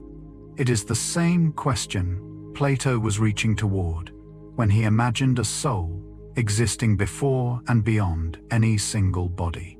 It is the same question Locke was reaching toward through memory, and the same question modern neuroscience is still carefully investigating through brain imaging and careful clinical study.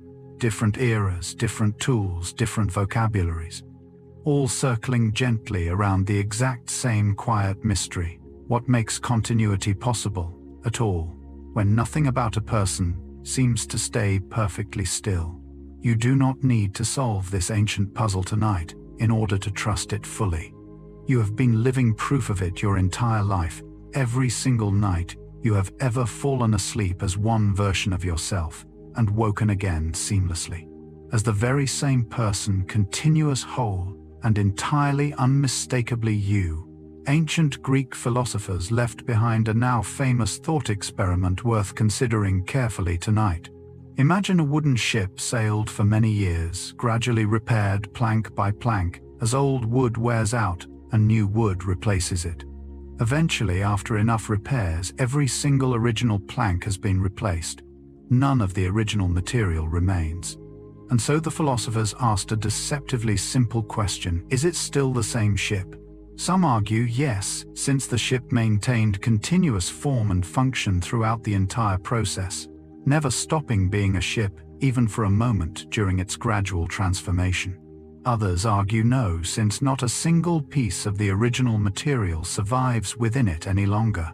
There is no universally agreed answer, and the puzzle has remained genuinely unresolved for well over 2,000 years, discussed carefully by philosophers in nearly every generation since it was first proposed. This old riddle applies with striking precision to your own body and identity, given what modern biology has confirmed about near-total cellular replacement across a human lifetime. You, too, are a ship gradually and continuously rebuilt, plank by plank, cell by cell across decades, while somehow never once stopping being recognizably yourself throughout the entire slow process. Perhaps the most honest answer, gently offered by many thoughtful voices across the centuries, is not a firm yes or no, but something more patient. That identity was never really about the material in the first place. It was always about the continuous shape, the continuous form, the continuous journey, carried steadily forward, plank by plank, moment by moment, toward wherever it is quietly headed, building on what biology has already shown about constant cellular renewal. Consider this quietly striking fact directly. If you were to compare your body today, atom by atom, against your body from exactly 10 years ago, the overlap would be remarkably small. Skin, blood, much of your muscle tissue, even significant portions of your skeletal structure, have all been broken down and rebuilt multiple times over across that decade, drawing on new material, absorbed continuously through food, water, and the simple act of breathing. In a very real, very literal sense, you are not built from the same physical stuff you were built from 10 years ago. And yet nothing about this fact troubles your basic sense of who you are. You do not wake up each morning wondering whether you are still yourself, simply because your cells have quietly continued their ordinary work of replacement overnight. The feeling of continuity remains completely undisturbed by this constant material turnover running quietly and steadily underneath it, entirely unaffected by what specific atoms happen to be doing the work at any given moment. This suggests something worth sitting with gently tonight. Whatever makes you feel like you has never actually depended on any particular collection of atoms remaining fixed and unchanged. It depends on something else, something that has moved fluidly and continuously through decade after decade of replaced material, remaining steady and intact the entire time. The way a flame stays recognizably itself, even as it continuously consumes and replaces the fuel that keeps it burning. While your physical body has been quietly rebuilding itself, cell by cell across every year of your life, certain things have carried forward, largely undisturbed by all that material turnover. Your memories gathered and reinforced over decades continue accompanying you tonight exactly as they always have. Your habits formed slowly through years of quiet repetition continue shaping your days without requiring conscious effort. Even your voice, the particular way you speak, the specific rhythms and inflections that make it recognizably yours, has remained remarkably consistent, easily identified by anyone who has known you for years despite every physical cell involved in producing that voice having been replaced many times over. These threads, memory, habit voice, and countless others like them, seem to move independently of the body's constant physical turnover, carried forward through some other mechanism entirely, something closer to pattern than to material, something closer to a continuously performed song than to any fixed, unchanging object. You might think of your identity then, not as a single solid thing sitting somewhere inside you, but as something closer to a long, continuous melody, played without pause across your entire life, using different instruments along the way as your physical body quietly changes and renews itself beneath it. The melody itself remains recognizable, remains unmistakably yours, regardless of which particular instrument happens to be carrying it in any given decade. Tonight, that same familiar melody is still playing, quietly, carrying you gently forward, exactly as it always has, unbroken, continuous, entirely your own. Given everything considered so far, the ancient traditions, the careful philosophical arguments, and the modern findings of neuroscience and biology, many contemporary philosophers have arrived at a quietly practical position. Rather than insisting on any single definitive answer about whether a soul exists in some fixed, unchanging metaphysical sense, they instead point directly to this observable thread of continuity, memory, habit, voice, personality, gradually built and carried forward across an entire lifetime, and suggest this may be the closest and most honest thing we can actually point to when using the word soul at all. This is not necessarily a smaller or lesser claim than older, more traditional ones. It simply relocates the mystery slightly, moving it from something hidden and unprovable towards something you can actually observe directly in your own life, in your own continued existence, in the simple fact that you have remained recognizably yourself across every year you have lived so far. You do not need to resolve the larger philosophical debate tonight in order to trust this smaller, steadier observation. Whatever the soul ultimately turns out to be or not to be, something in you has clearly persisted night after night, year after year, faithfully carrying forward everything that makes you recognizably you. That quiet persistence is with you right now, exactly as it always has been, holding you together gently as you drift closer to the rest that is already quietly on its way. Think for a moment of a specific laugh belonging to someone you have known for many years, a parent, a childhood friend, someone whose particular way of laughing has become instantly, unmistakably recognizable to you, even from another room, even after years apart. That laugh has almost certainly changed slightly over time, shaped gradually by age, by circumstance, by the slow physical changes every voice undergoes across a lifetime. And yet you still know it immediately, still feel a small, warm flicker of recognition the moment you hear it, without needing to consciously think it through. This is memory, doing quiet, remarkable work, holding a kind of pattern steady across years of small, gradual change, allowing you to recognize essential sameness, even where surface details have shifted considerably. It is in its own small way exactly the same kind of continuity discussed throughout tonight's conversation, applied not to your own identity, but to someone you love. You carry their pattern inside you, quietly, faithfully, the way they likely carry yours. This is one of the gentlest, most ordinary proofs available that identity persists through change, not through fixed, unchanging material, but through pattern, through familiarity, through love, holding steady across years of small transformation. Somewhere tonight, someone carries the sound of your own laugh this same way, recognizing you instantly, warmly, regardless of how you may have changed since they first learned to know that particular sound as unmistakably, comfortingly yours. When photography was first introduced to certain cultures around the world, particularly in the 19th century, it was met in some communities not with immediate enthusiasm, but with genuine caution, even fear. Some believed that a photograph did more than simply capture light and shadow on paper. They believed it might capture something deeper, some small fragment of the soul itself, drawn out of the person being photographed and trapped permanently within the image. This belief appeared in various forms among certain indigenous communities in parts of rural Europe and in other regions, encountering photography for the first time, often expressed as reluctance to be photographed at all or careful ritual. Practices surrounding how and when a photograph could safely be taken. It is easy from a modern perspective to dismiss this as simple unfamiliarity with new technology. But consider the underlying intuition a little more closely. These communities were responding to something genuinely strange, an image capable of preserving a person's exact appearance indefinitely, long after they themselves had aged, changed, or died entirely. That is, in its own way, a remarkable and slightly uncanny power, even understood in purely physical terms. There is something worth appreciating in this old caution tonight, rather than simply correcting it.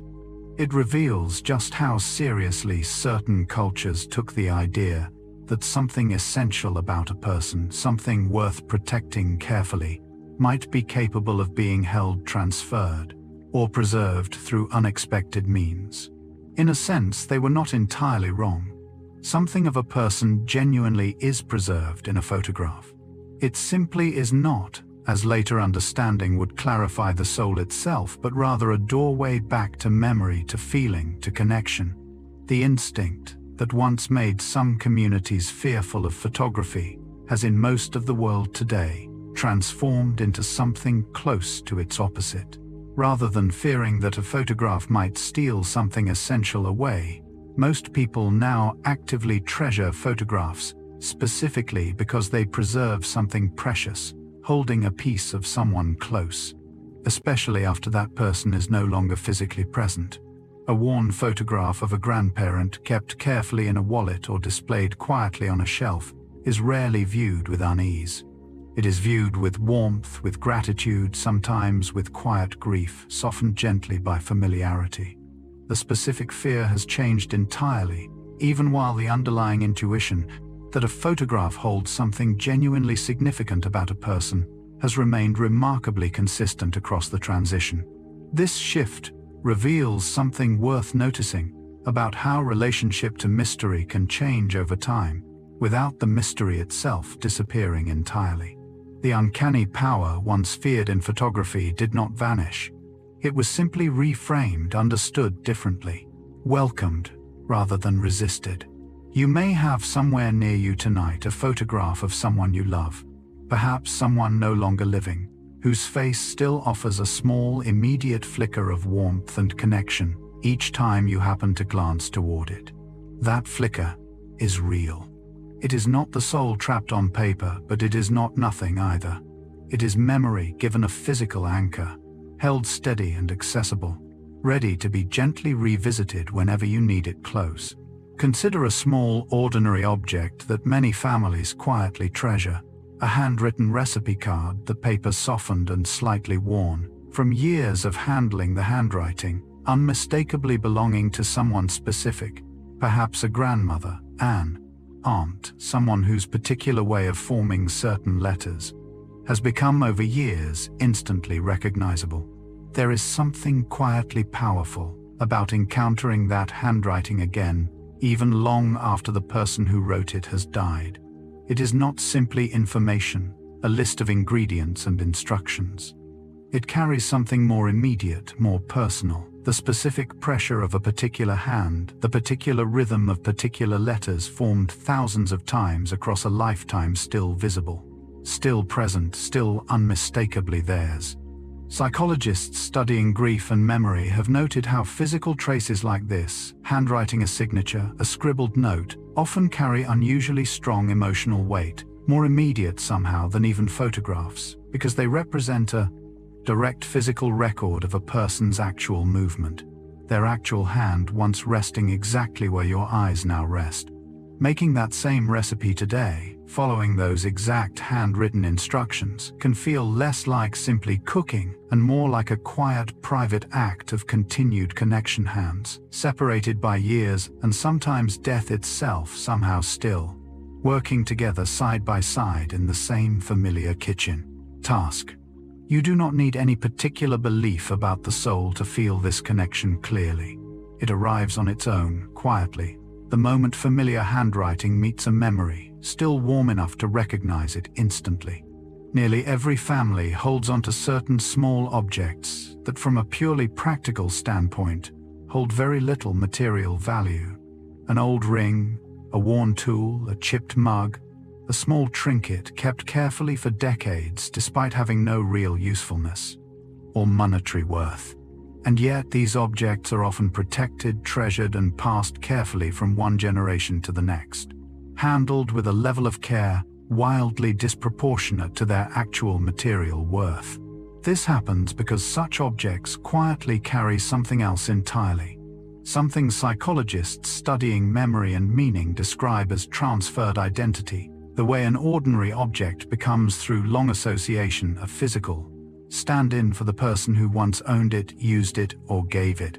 Holding such an object can produce a genuine, immediate emotional response, not because of what the object is made of, but because of what it represents, what it connects you back to, whose hands once held it, exactly where yours now rest. This is worth noticing gently tonight because it reveals something important about how memory and connection actually work. They do not require grand gestures or elaborate rituals.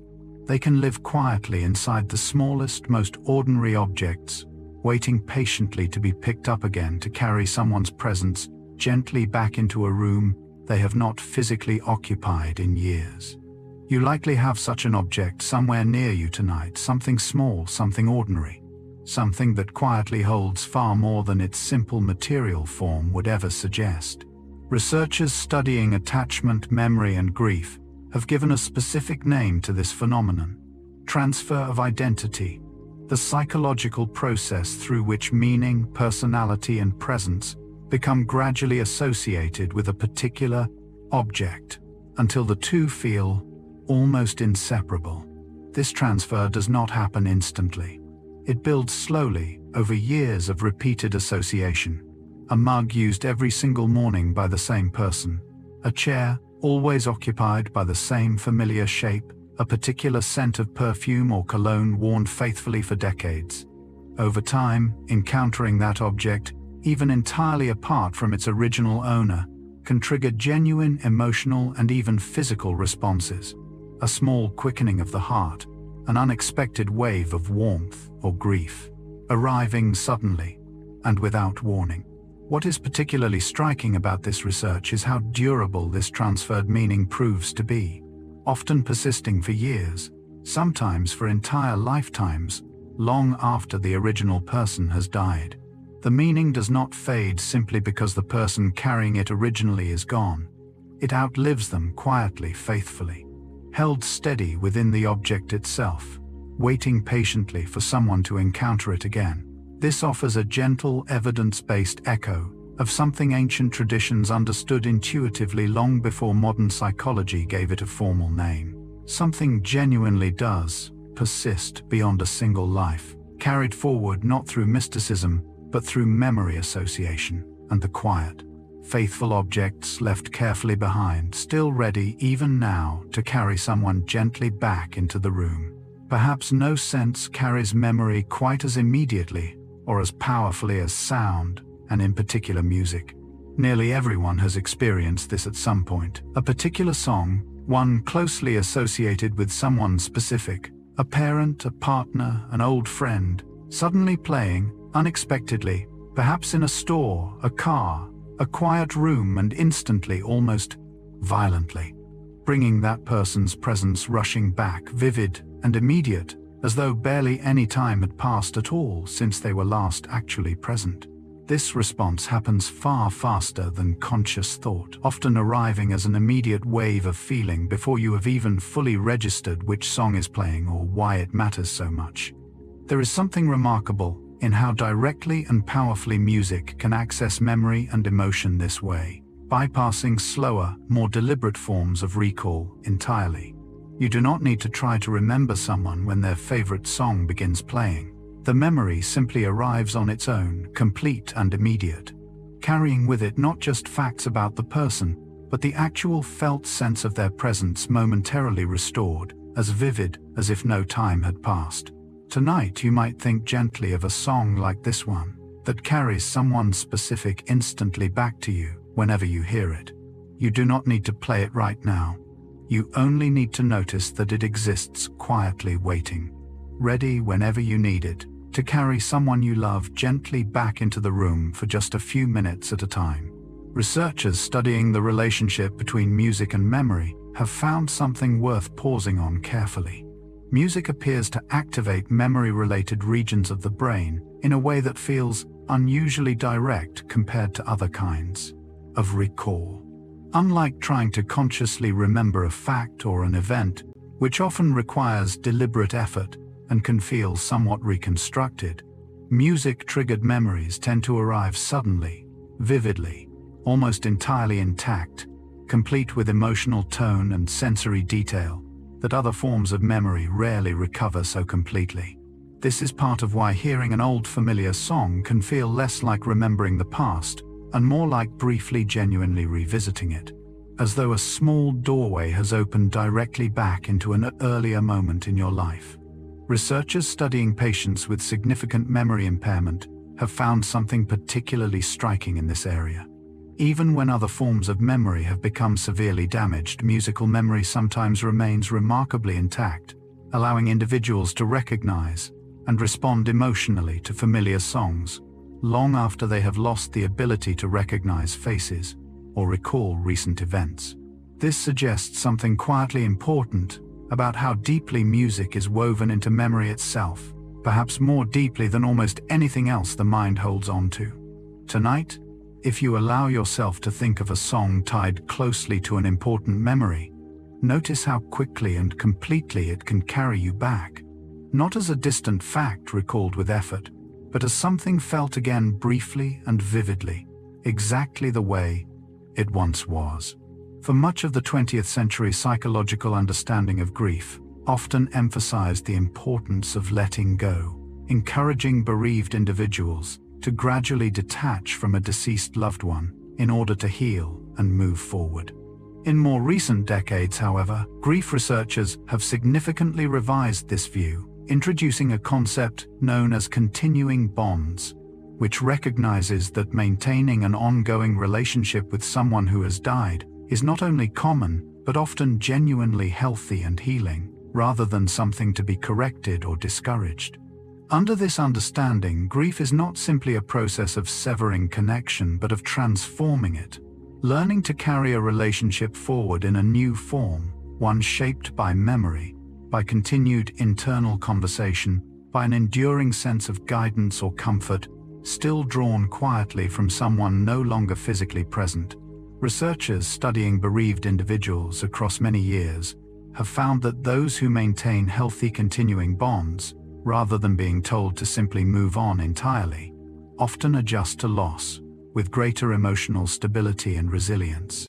Over time, this represents a genuinely important shift in how loss itself is understood, moving away from an assumption that love must end where physical presence ends, and toward a more honest acknowledgement that relationships can continue evolving meaningfully and helpfully long after someone has died. If you carry a continuing bond like this with someone tonight, it is not something outdated or unresolved. Modern understanding now recognizes it clearly for what it is: a genuine, ongoing relationship simply carried forward in a new and quieter form. Research studies interviewing bereaved individuals across many different cultures have found that talking silently, or sometimes aloud to someone who has died, is an extremely common experience, reported by a significant majority of people who have lost someone close to them. This might take the form of a quiet internal conversation while making an important decision, silently asking what a parent would think of a particular choice.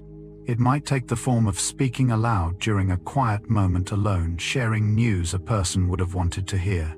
It might simply be a passing thought addressed briefly and warmly towards someone no longer present to hear it directly.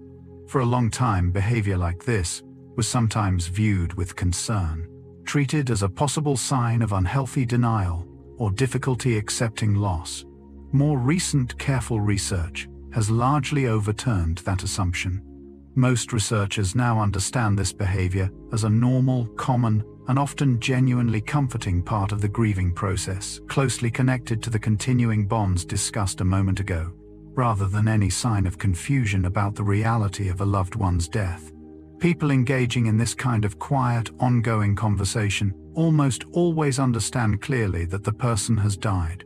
They are not confused about that fact.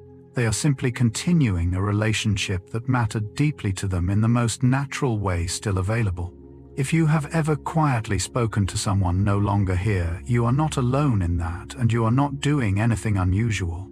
You are simply continuing to love them in the gentlest way still possible.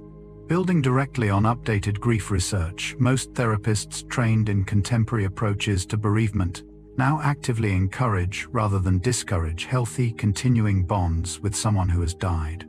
This represents a significant and thoughtful shift from earlier therapeutic models, which sometimes treated any ongoing attachment to a deceased loved one as an obstacle to healing, rather than a legitimate and valuable part of it. Modern grief counseling often includes gentle practices specifically designed to support this kind of continued connection. Writing letters to someone who has died, creating small rituals of remembrance on important dates, keeping meaningful objects visible and accessible rather than packed away entirely, or simply giving oneself permission to think of and speak to a loved one whenever the need arises naturally. Therapists generally distinguish carefully between healthy, continuing bonds, which coexist comfortably alongside a full, forward-moving life, and more complicated grief, where attachment becomes accompanied by significant difficulty functioning in daily life. The presence of an ongoing bond itself is not treated as concerning. It is, in most cases, recognized clearly as a sign of a relationship that mattered deeply, continuing to matter in a new and quieter form. This shift offers a gentle kind of permission worth carrying with you tonight if you need it. However, you continue to carry someone you have lost. Quiet conversation, cherished objects, familiar songs, small private rituals, these are not signs of being stuck. They are simply evidence of love that never needed an ending to remain real. Across every tradition explored throughout tonight's journey, ancient Egyptian offerings left carefully at tombs, Japanese lanterns guiding ancestors gently home each summer, Chinese ancestral tablets honored generation after generation, and modern psychological research recognizing continuing bonds as genuinely healthy.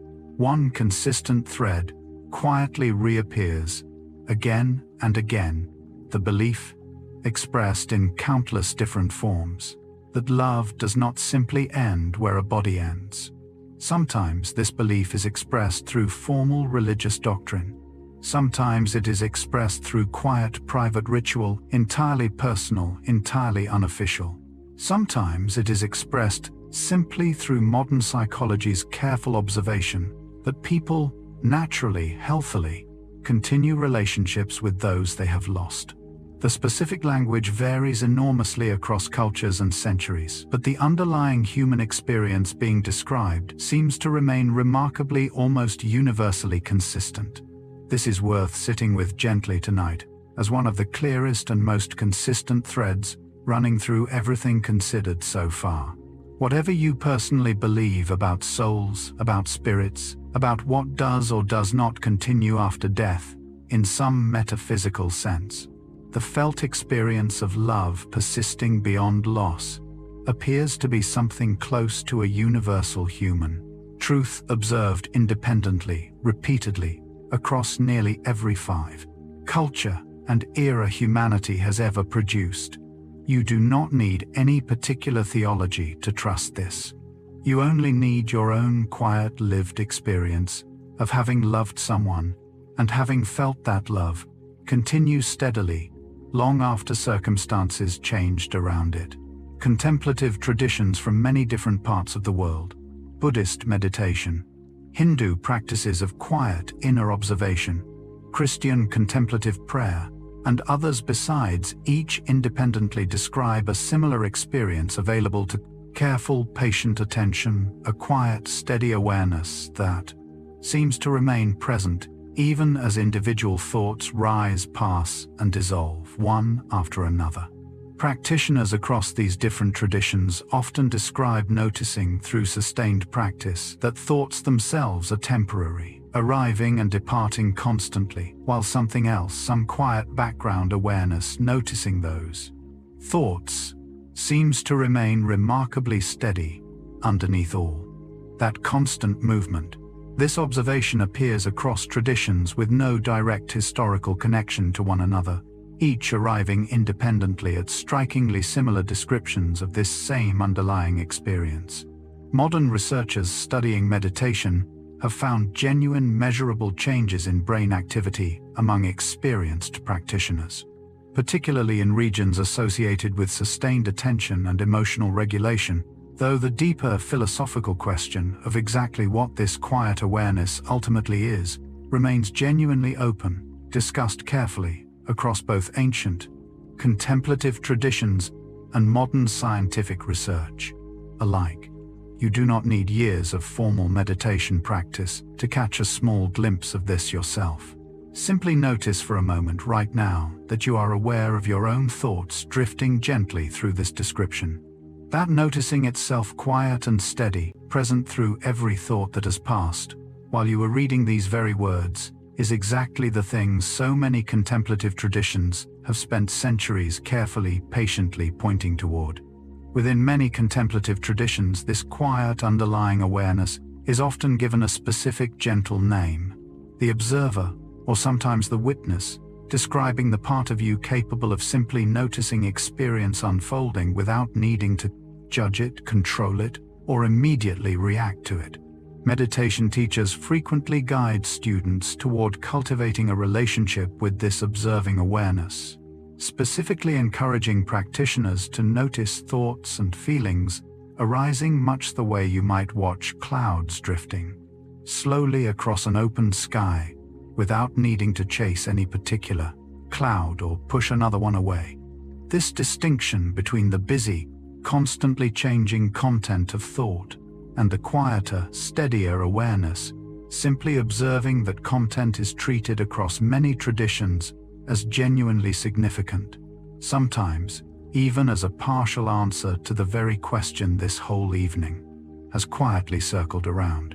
If thoughts and feelings are constantly changing, while something else remains steady enough to notice all of that change happening, perhaps that quiet, steady noticing is closer to the truest, most essential version of the self than any single passing thought or feeling could ever be. You do not need any particular belief system to notice this same quiet observer gently at work in your own experience right now. Simply notice that you are aware of your own breathing, your own body settling slowly into rest. That awareness has been present through every single moment of your entire life, quietly, faithfully watching, asking nothing in return, simply present exactly as it remains present with you now. It is worth being carefully honest here, gently and directly. Modern mindfulness research, which has grown enormously over the past several decades, draws heavily on these older contemplative traditions and their descriptions of a quiet, observing awareness. But modern science stops short of claiming this proves anything about a soul in the traditional, metaphysical sense.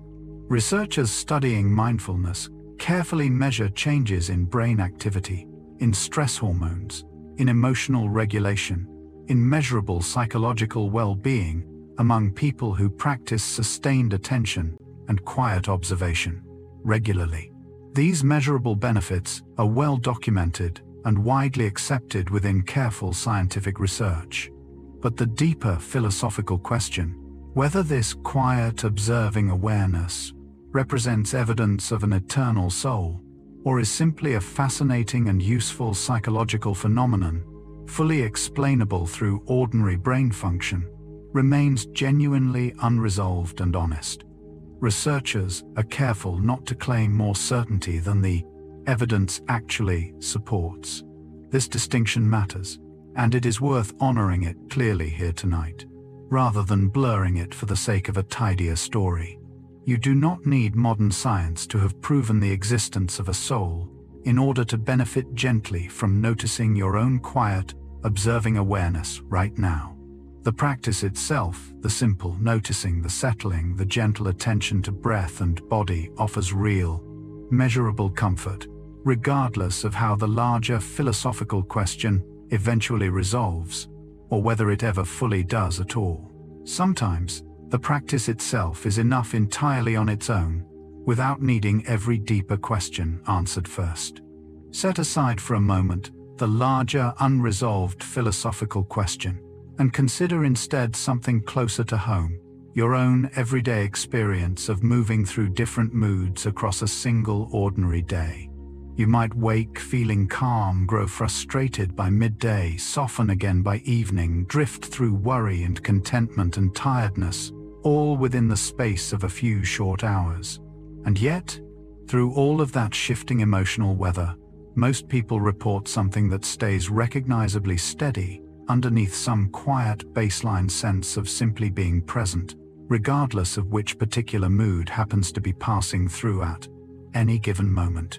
Psychologists studying emotional regulation often describe this steady undercurrent as distinct from mood itself, a kind of quiet continuity running beneath the surface, allowing a person to recognize, even in the middle of a difficult emotional day, that this too shall pass, that the frustration or sadness being felt right now is not the whole of who they are, only a temporary weather pattern moving across something more permanent underneath. You have likely felt this yourself, perhaps without ever naming it directly, that particular sense of watching your own mood shift and change while some quieter part of you simply continues steady, waiting patiently for the weather to settle. Tonight, whatever mood carried you into this moment, notice gently that something calmer and steadier remains available underneath it. The same quiet presence that has remained steady through every mood you have ever felt. Ready now, as always, to carry you gently toward rest.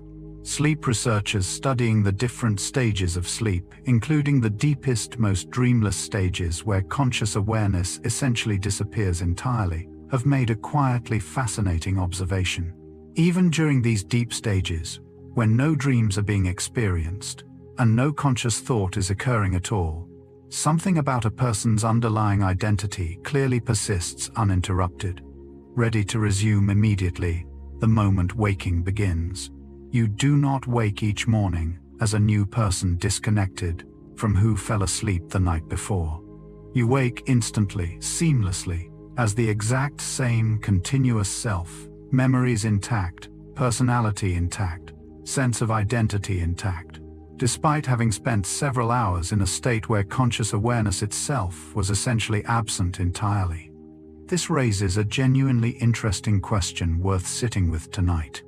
If consciousness itself can switch off almost entirely during deep sleep, and yet identity remains fully intact and ready to resume the moment it switches back on, what exactly is being preserved during that quiet gap? Neuroscientists point to ongoing brain activity, memory consolidation processes, and stable neural patterns that continue quietly working even without active conscious experience. Philosophically, this remains an open and fascinating question. But practically, you have already trusted this process completely, every single night of your life, falling asleep without any real fear that you might not return afterward as yourself. Tonight will be no different. Whatever thread carries you gently through the quiet hours ahead will be waiting exactly as it always has been, ready to bring you back safely, seamlessly, as you by morning. Consider how remarkable an act of quiet trust falling asleep actually is. Something so ordinary, you likely never think of it this way at all. Every single night, you willingly release conscious control entirely, allowing awareness itself to dim and disappear for several hours, with no active proof available in that moment that you will return afterward, intact, unchanged, still recognizably yourself. And yet you do this calmly night after night without hesitation, without demanding evidence in advance, trusting entirely on the strength of past experience. That morning will arrive exactly as it always has, with you fully, seamlessly present to meet it. This quiet trust is worth appreciating directly tonight, because it reflects something deeply reassuring about the nature of your own continuity, even in the absence of any complete philosophical proof about what precisely makes that continuity possible. You do not need certainty to rest peacefully. You only need the accumulated evidence of every previous night, each one quietly confirming, morning after morning, that whatever carries you through sleep has never once failed to bring you gently back. That same reliable pattern is fully available to you again tonight, exactly as dependable as it has always been. You do not need to solve any remaining mystery about the soul, about identity, about what precisely continues through the quiet hours of deep sleep, in order to trust this process completely.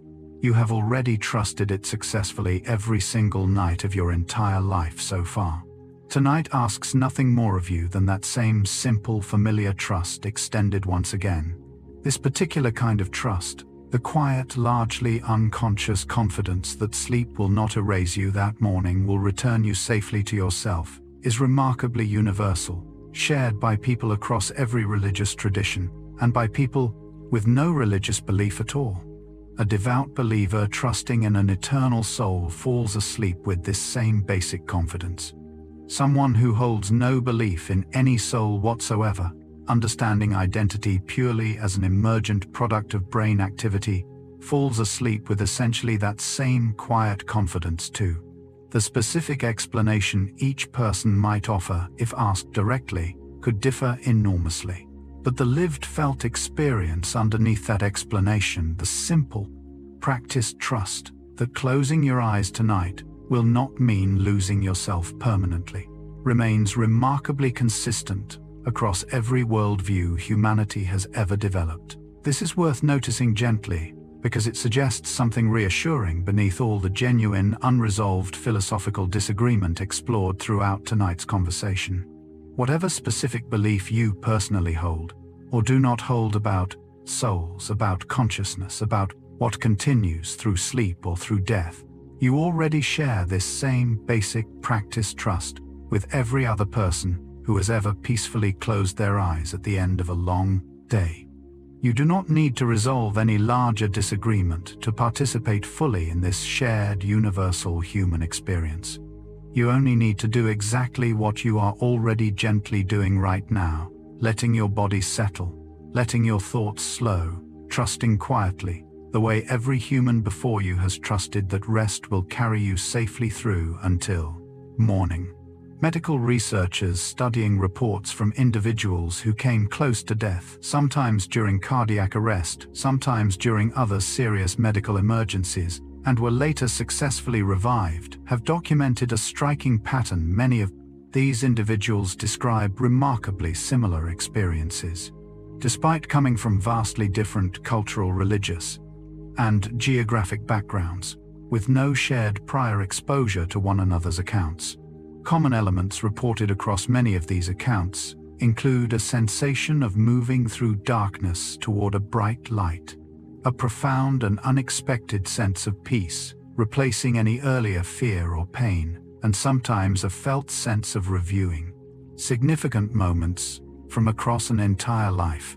What makes this pattern particularly interesting to researchers is its consistency across cultural boundaries that would not typically be expected to share such specific imagery, appearing among people from religious and secular backgrounds. Alike across continents, across many different decades of careful medical documentation. Some researchers propose these experiences arise from specific, identifiable changes in brain activity that occur naturally during moments of extreme physiological stress, offering a fully physical explanation grounded entirely in neuroscience. Others argue the remarkable cross-cultural consistency suggests something more difficult to fully explain through brain activity alone. This remains a genuinely active and carefully studied area of ongoing research, without a single settled answer accepted universally by every serious researcher working in the field. What is clear and worth sitting with gently tonight, regardless of which explanation eventually proves correct, is that a significant number of people who came remarkably close to death have returned, describing something profoundly peaceful, rather than something frightening. Looking more closely at the specific details reported across many documented near-death experiences, researchers have identified a small handful of elements that recur with striking regularity: a sensation of traveling through darkness, or a tunnel-like passage of bright light perceived at the end of that passage, often described as warm and welcoming rather than harsh or frightening, and an overwhelming sense of peace, frequently described by those who experienced it as more profound and complete than anything previously felt during ordinary waking life. Some accounts additionally describe a sensation of encountering deceased loved ones, or experiencing a kind of life review, briefly revisiting significant memories with unusual clarity and emotional depth. Researchers have proposed several physical explanations for these specific images, including changes in oxygen levels reaching the brain and specific patterns of neural activity known to occur during moments of extreme physiological stress. These physical explanations are taken seriously and studied carefully within the scientific community. And yet the remarkable consistency of these particular images across cultures, with genuinely different expectations about what an afterlife might look like, continues to interest researchers studying the phenomenon closely. Whatever the ultimate explanation turns out to be, fully physical, partially unexplained, or something else entirely, the reported experience itself offers something worth sitting with gently tonight. A strikingly consistent human account, gathered from thousands of individual reports across many decades, describing the edge of death not as something to fear, but as something unexpectedly, profoundly peaceful. It is important, in the spirit of careful honesty maintained throughout tonight's exploration, to be direct about where scientific understanding of near-death experiences actually stands today. This remains a genuinely unresolved debate among serious researchers. Some neuroscientists argue these experiences, however vivid and meaningful they feel to the people reporting them, are fully explainable through ordinary brain function under extreme physiological stress. No different in principle from other unusual states of consciousness, the brain is capable of producing under specific conditions. Other researchers, while remaining fully committed to careful scientific methods, argue the specific timing and clarity of some reported experiences, occurring during periods when brain activity appeared to be severely diminished or absent, according to available medical monitoring, raises genuinely difficult questions that current neuroscience has not yet fully answered. Neither side of this ongoing debate has produced evidence conclusive enough to fully settle the question, and it remains an active, carefully studied area of medical and scientific research. This honest uncertainty is worth sitting with tonight, rather than resolved artificially in either direction for the sake of a tidier story. Some questions, even carefully studied ones, remain genuinely open, and there is nothing wrong with allowing them to stay that way. You do not need this particular mystery solved in order to rest peacefully tonight. You only need to notice gently that even at the very edges of human experience, at the closest boundary between life and death, that careful research has been able to study what most people report finding there is not terror but a startling, unexpected peace.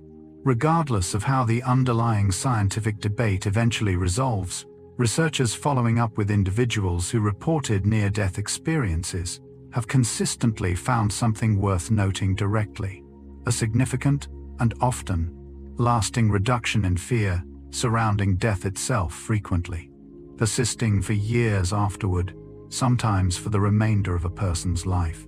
Many describe a fundamental shift in how they relate to mortality, moving away from anxiety or dread and towards something closer to calm acceptance, occasionally even describing an experience they consider to be genuinely meaningful and personally transformative, regardless of how they might explain its underlying cause. This outcome is worth sitting with gently tonight, entirely apart from any unresolved question about what exactly these experiences reveal about consciousness or the soul. Whatever the ultimate explanation turns out to be, the practical lived effect on the people who experienced it appears remarkably consistent: less fear, more peace, a settled sense that whatever waits at the edge of life is not something to dread.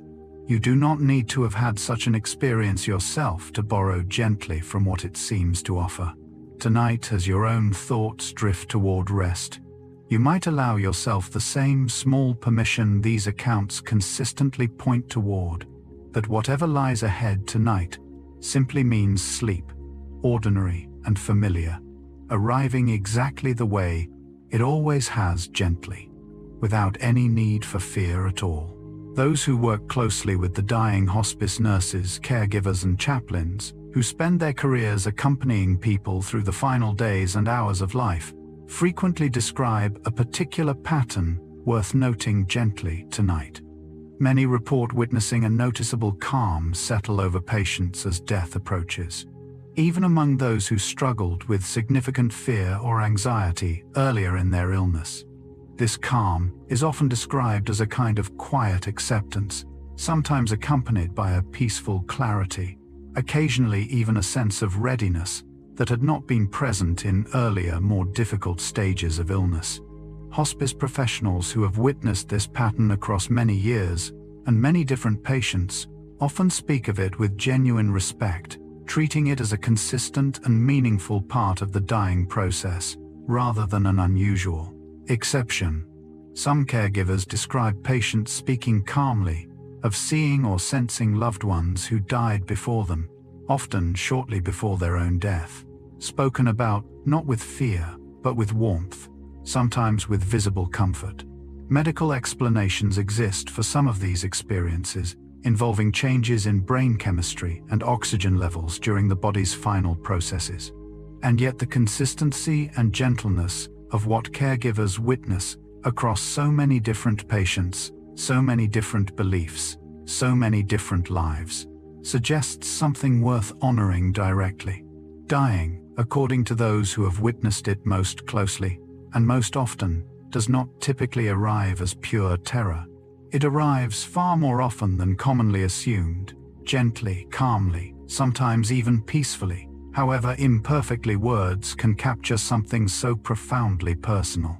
Many hospice caregivers, drawing on years of accumulated experience, sitting quietly beside the dying, describe this final calm using a particular tender word: homecoming.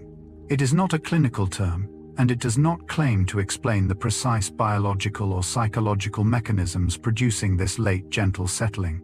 It is simply the word caregivers have found again and again feels most honest to what they actually witness, something that resembles arrival more than departure, settling more than struggle, a kind of quiet return rather than a frightening unknown. This word choice matters, worth sitting with directly tonight. Caregivers are not offering a scientific claim when they use it. They are offering something closer to an honest, careful description, drawn from direct experience repeated across countless bedsides, countless final hours, countless very different lives, reaching their very last moments. The precise cause of this late calm remains genuinely unexplained by current medical understanding, likely involving some combination of neurochemical changes, psychological acceptance, and factors not yet fully understood by careful research. But the pattern itself, observed so consistently by people whose entire profession involves witnessing it closely, deserves to be taken seriously, held gently, without needing to be fully explained before it can be trusted. You do not need to understand exactly why homecoming feels like the right word for this moment, in order to find some quiet comfort in it tonight. Sometimes the most honest words available are simply the ones that keep being chosen independently by people who have witnessed something closely enough, often enough, to trust their own careful observation.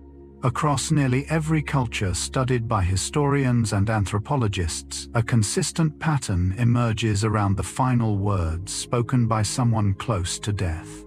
These words are rarely forgotten. They are remembered carefully, often retold for generations, passed down through families as something treasured, something worth protecting from the ordinary, forgetting that eventually claims most everyday conversation. A grandmother's last piece of advice, a father's final quiet joke, a simple, ordinary sentence, spoken in an unremarkable tone, transformed retroactively into something significant, simply by virtue of being among the last words a beloved voice ever spoke.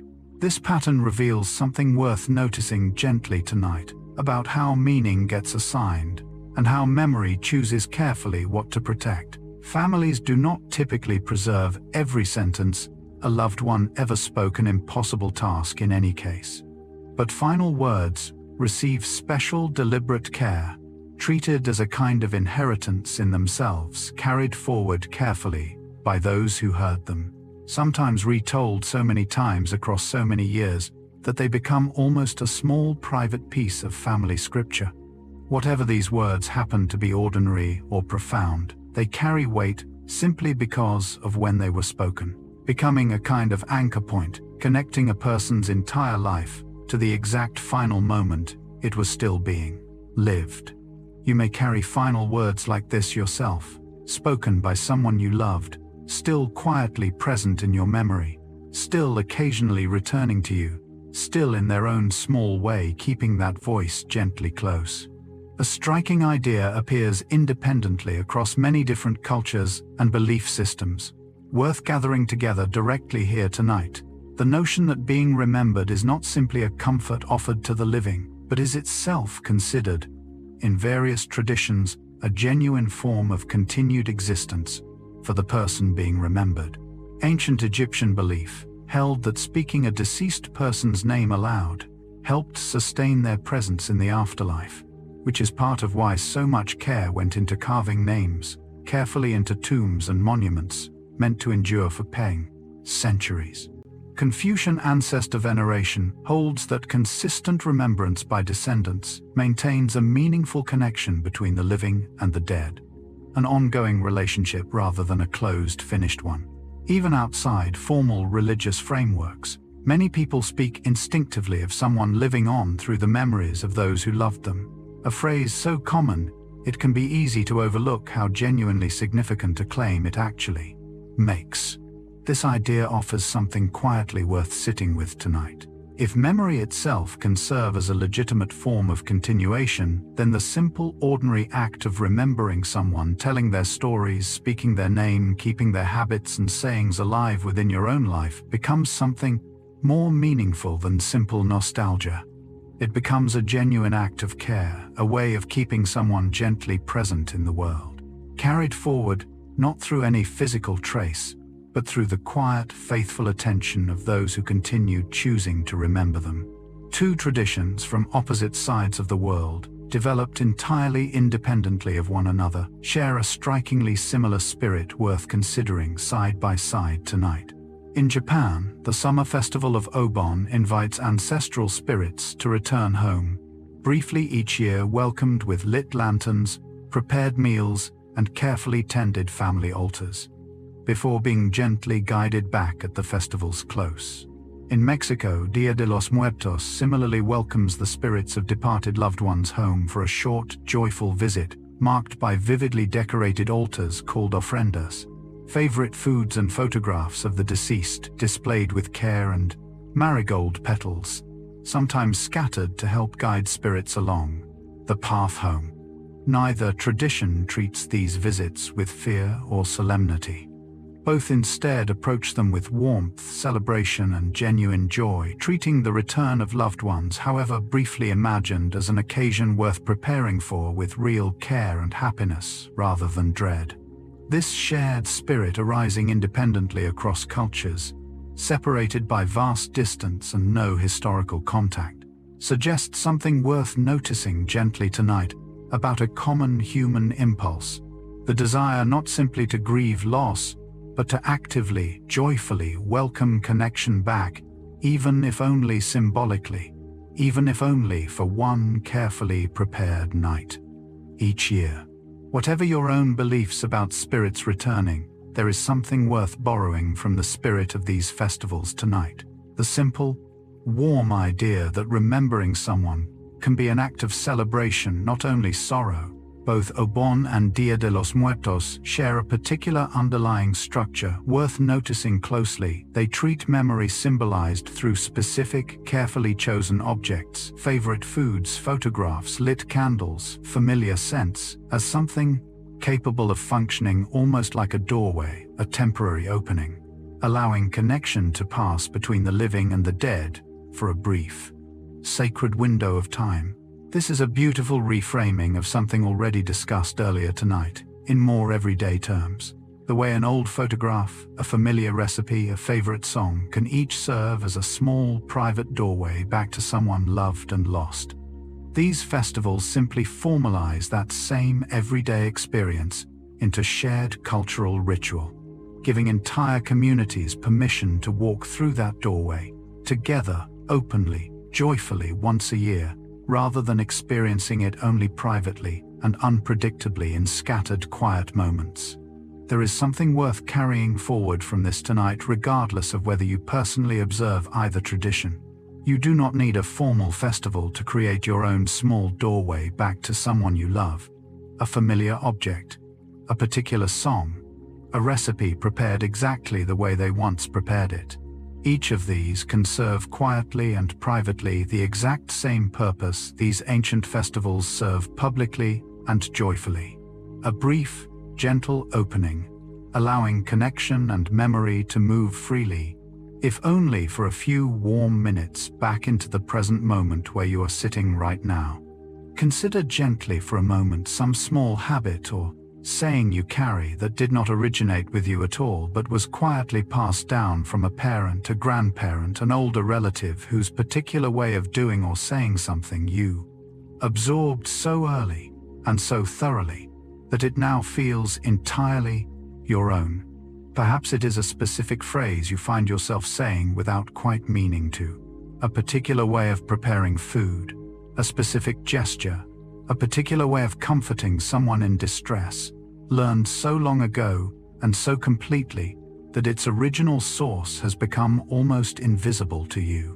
Psychologists studying family patterns note that this kind of inherited behavior is remarkably common, passed down largely without conscious teaching or deliberate instruction, absorbed instead through simple, repeated proximity across childhood and beyond. You likely carry dozens of these small inheritances without ever having catalogued them consciously. Tiny fragments of people who came before you, still quietly present, still shaping your daily life in ways you rarely pause to notice directly. This is worth sitting with gently tonight, as one more form of the continuity explored throughout this entire evening. You are not simply one isolated person, existing independently of everyone who came before you. You are, in a very real and observable sense, partly built from them, carrying their small habits and sayings forward, quietly, faithfully, whether you consciously intended to or not. Just as you carry small inherited pieces of people who came before you, it is worth considering gently tonight that you are very likely doing the same thing right now, passing your own small habits, sayings, and gestures forward to someone else, often without any conscious awareness that you are doing so at all. A child watching a parent comfort them in a particular way will often, years later, comfort their own child the exact same way, without ever having decided deliberately to do so. A particular turn of phrase used casually and repeatedly around someone you love may quietly become part of their own vocabulary, carried forward, long after they have forgotten exactly where they first picked it up. This happens continuously, quietly, almost invisibly, in nearly every close relationship you will ever have, and it means something worth sitting with directly tonight. You are not only carrying forward pieces of those who came before you, you are also right now in this very ordinary life you are living, becoming a small piece of continuity for someone else, whether or not you will ever know exactly how or exactly who. This is not a grand, dramatic form of legacy. It rarely announces itself clearly. It simply happens quietly, the way most genuinely important things happen. Small gesture by small gesture, small saying by small saying, patiently building a kind of continuation that will likely outlast your own conscious memory of having started it in the first place. Gather together for a moment, everything considered across this long evening. Habits passed down without conscious teaching, sayings absorbed early enough to feel entirely original, gestures of comfort learned once and repeated instinctively for the rest of a life. None of these require any grand belief about eternal souls or immortal spirits to demonstrate something remarkable and entirely observable. A genuine continuity moves forward through ordinary human life, carried not through mysterious metaphysical means, but through the simple, patient accumulation of small, repeated influences passed from person to person, generation to generation, largely without anyone ever consciously orchestrating it. You are right now resting here at the end point of an unbroken chain stretching back through every single ancestor who ever lived long enough to pass something forward, however small, however unremarkable it may have seemed to them at the time. And you are simultaneously quietly becoming a new link in that same chain, extending forward into lives you may never personally witness, carrying pieces of yourself into a future that will unfold long after tonight has ended. This is worth sitting with gently, as this long evening's exploration draws closer to its own quiet end. Whatever the soul ultimately is, whatever word finally proves most accurate for that quiet, persistent thread of identity explored through so many different traditions and so much careful research, tonight its clearest, most observable expression may simply be this: the patient, ordinary, largely invisible work of one life, quietly shaping the next over and over without ever fully stopping. Consider the quiet significance of storytelling itself, something so ordinary it rarely receives the careful attention it deserves. Every time you tell a story about someone who has died, describing a particular habit, retelling a favorite joke, recounting some small specific moment that captured exactly who they were, you are doing something worth recognizing directly. Keeping a genuine part of them actively present in the world, if only briefly, if only within the space of that particular retelling.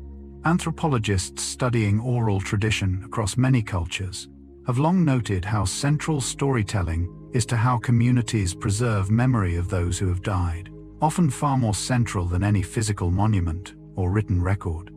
A well-told story carries something a gravestone cannot: tone of voice, specific mannerism, the particular texture of a personality brought vividly back to life, even if only for the few minutes the story takes to tell.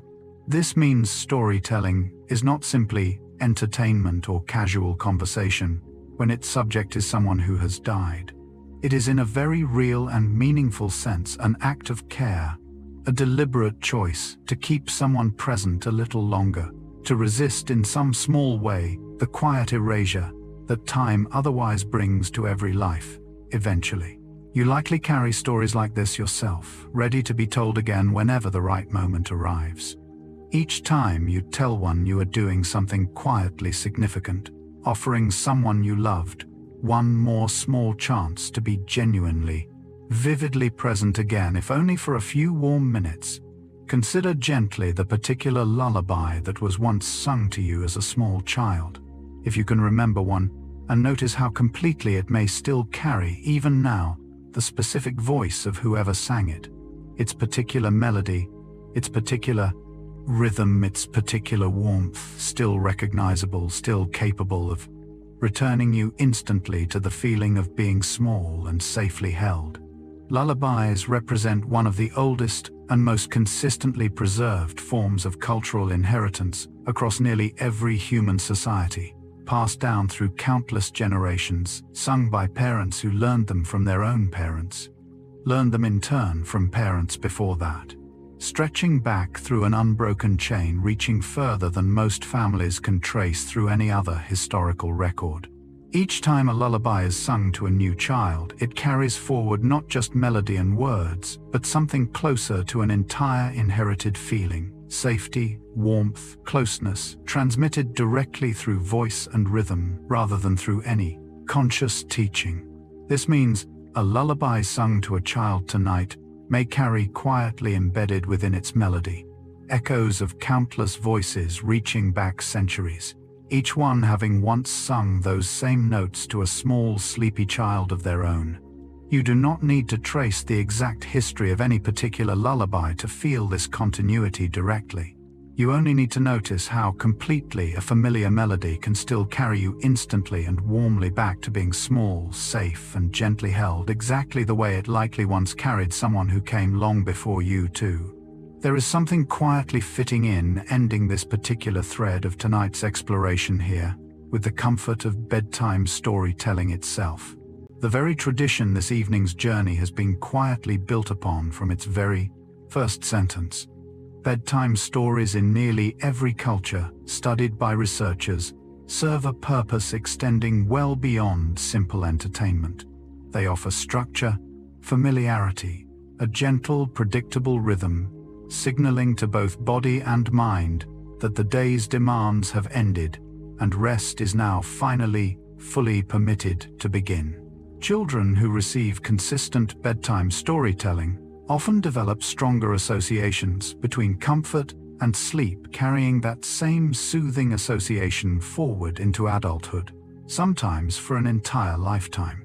Long after any specific childhood story has been consciously forgotten, this means the simple act of listening to a calm, familiar voice at the end of a long day, exactly as you are doing right now, is not a modern invention or passing trend.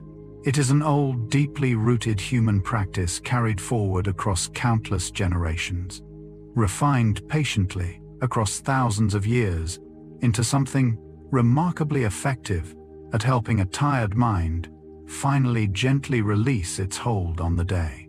You are in this very moment quietly participating in a tradition, stretching back further than written history itself, comforted the same way countless people before you have been comforted, carried gently toward rest by nothing more complicated than a calm voice, a familiar rhythm, and the simple, patient permission to finally, fully let go. As this long exploration draws close to its final quiet turn, it is worth gathering everything together gently, one last time, before letting the deeper questions rest. Across ancient tombs and modern laboratories, across Egyptian feathers and split-brain studies, across Buddhist teachings of no self and Christian doctrines of eternal souls, one thread has appeared again and again. In nearly every tradition, every culture, every era, considered tonight the sense that human beings continue in some real and observable way through one another, through memory, through story, through habit and lullaby and inherited gesture, through love that persists quietly, long after physical presence has ended. Whether or not any single metaphysical explanation for the soul is ever fully proven or resolved, this particular pattern requires no further proof at all. It has already been demonstrated repeatedly across the entire span of human history, in every family that ever passed a recipe forward, every community that ever gathered to remember someone by name, every parent who ever sang a lullaby, first sung to them by someone else long before. You are part of this same pattern tonight, carrying forward pieces of everyone who shaped you quietly, preparing even now to pass small pieces of yourself forward into lives not yet begun. Whatever word finally proves most accurate for the soul, this much seems clearly, gently true. Nothing about you exists in isolation, and nothing about you once given to another person with care is ever entirely lost. There is no need to check whether this is true. Simply notice it gently if it is. Voices carrying calm, steady information at a slow, unhurried pace tend to invite the body into a similar rhythm, breath by breath, without any deliberate effort required from you at all. This is not something you need to work toward tonight. It has likely already been happening quietly underneath your attention. For some time now, your shoulders loosening slightly, your breath lengthening, your whole body settling a little further into wherever you happen to be resting right now. You do not need to hold on to anything else from this entire evening's exploration in order to receive this small, simple gift. Every idea considered tonight, every tradition, every quiet finding from careful research, was really only ever offered in service of this one ordinary human moment, a body slowing down, a mind loosening its grip on the day, a person allowing themselves finally to rest. You have done nothing wrong if your mind wandered during any part of tonight's journey.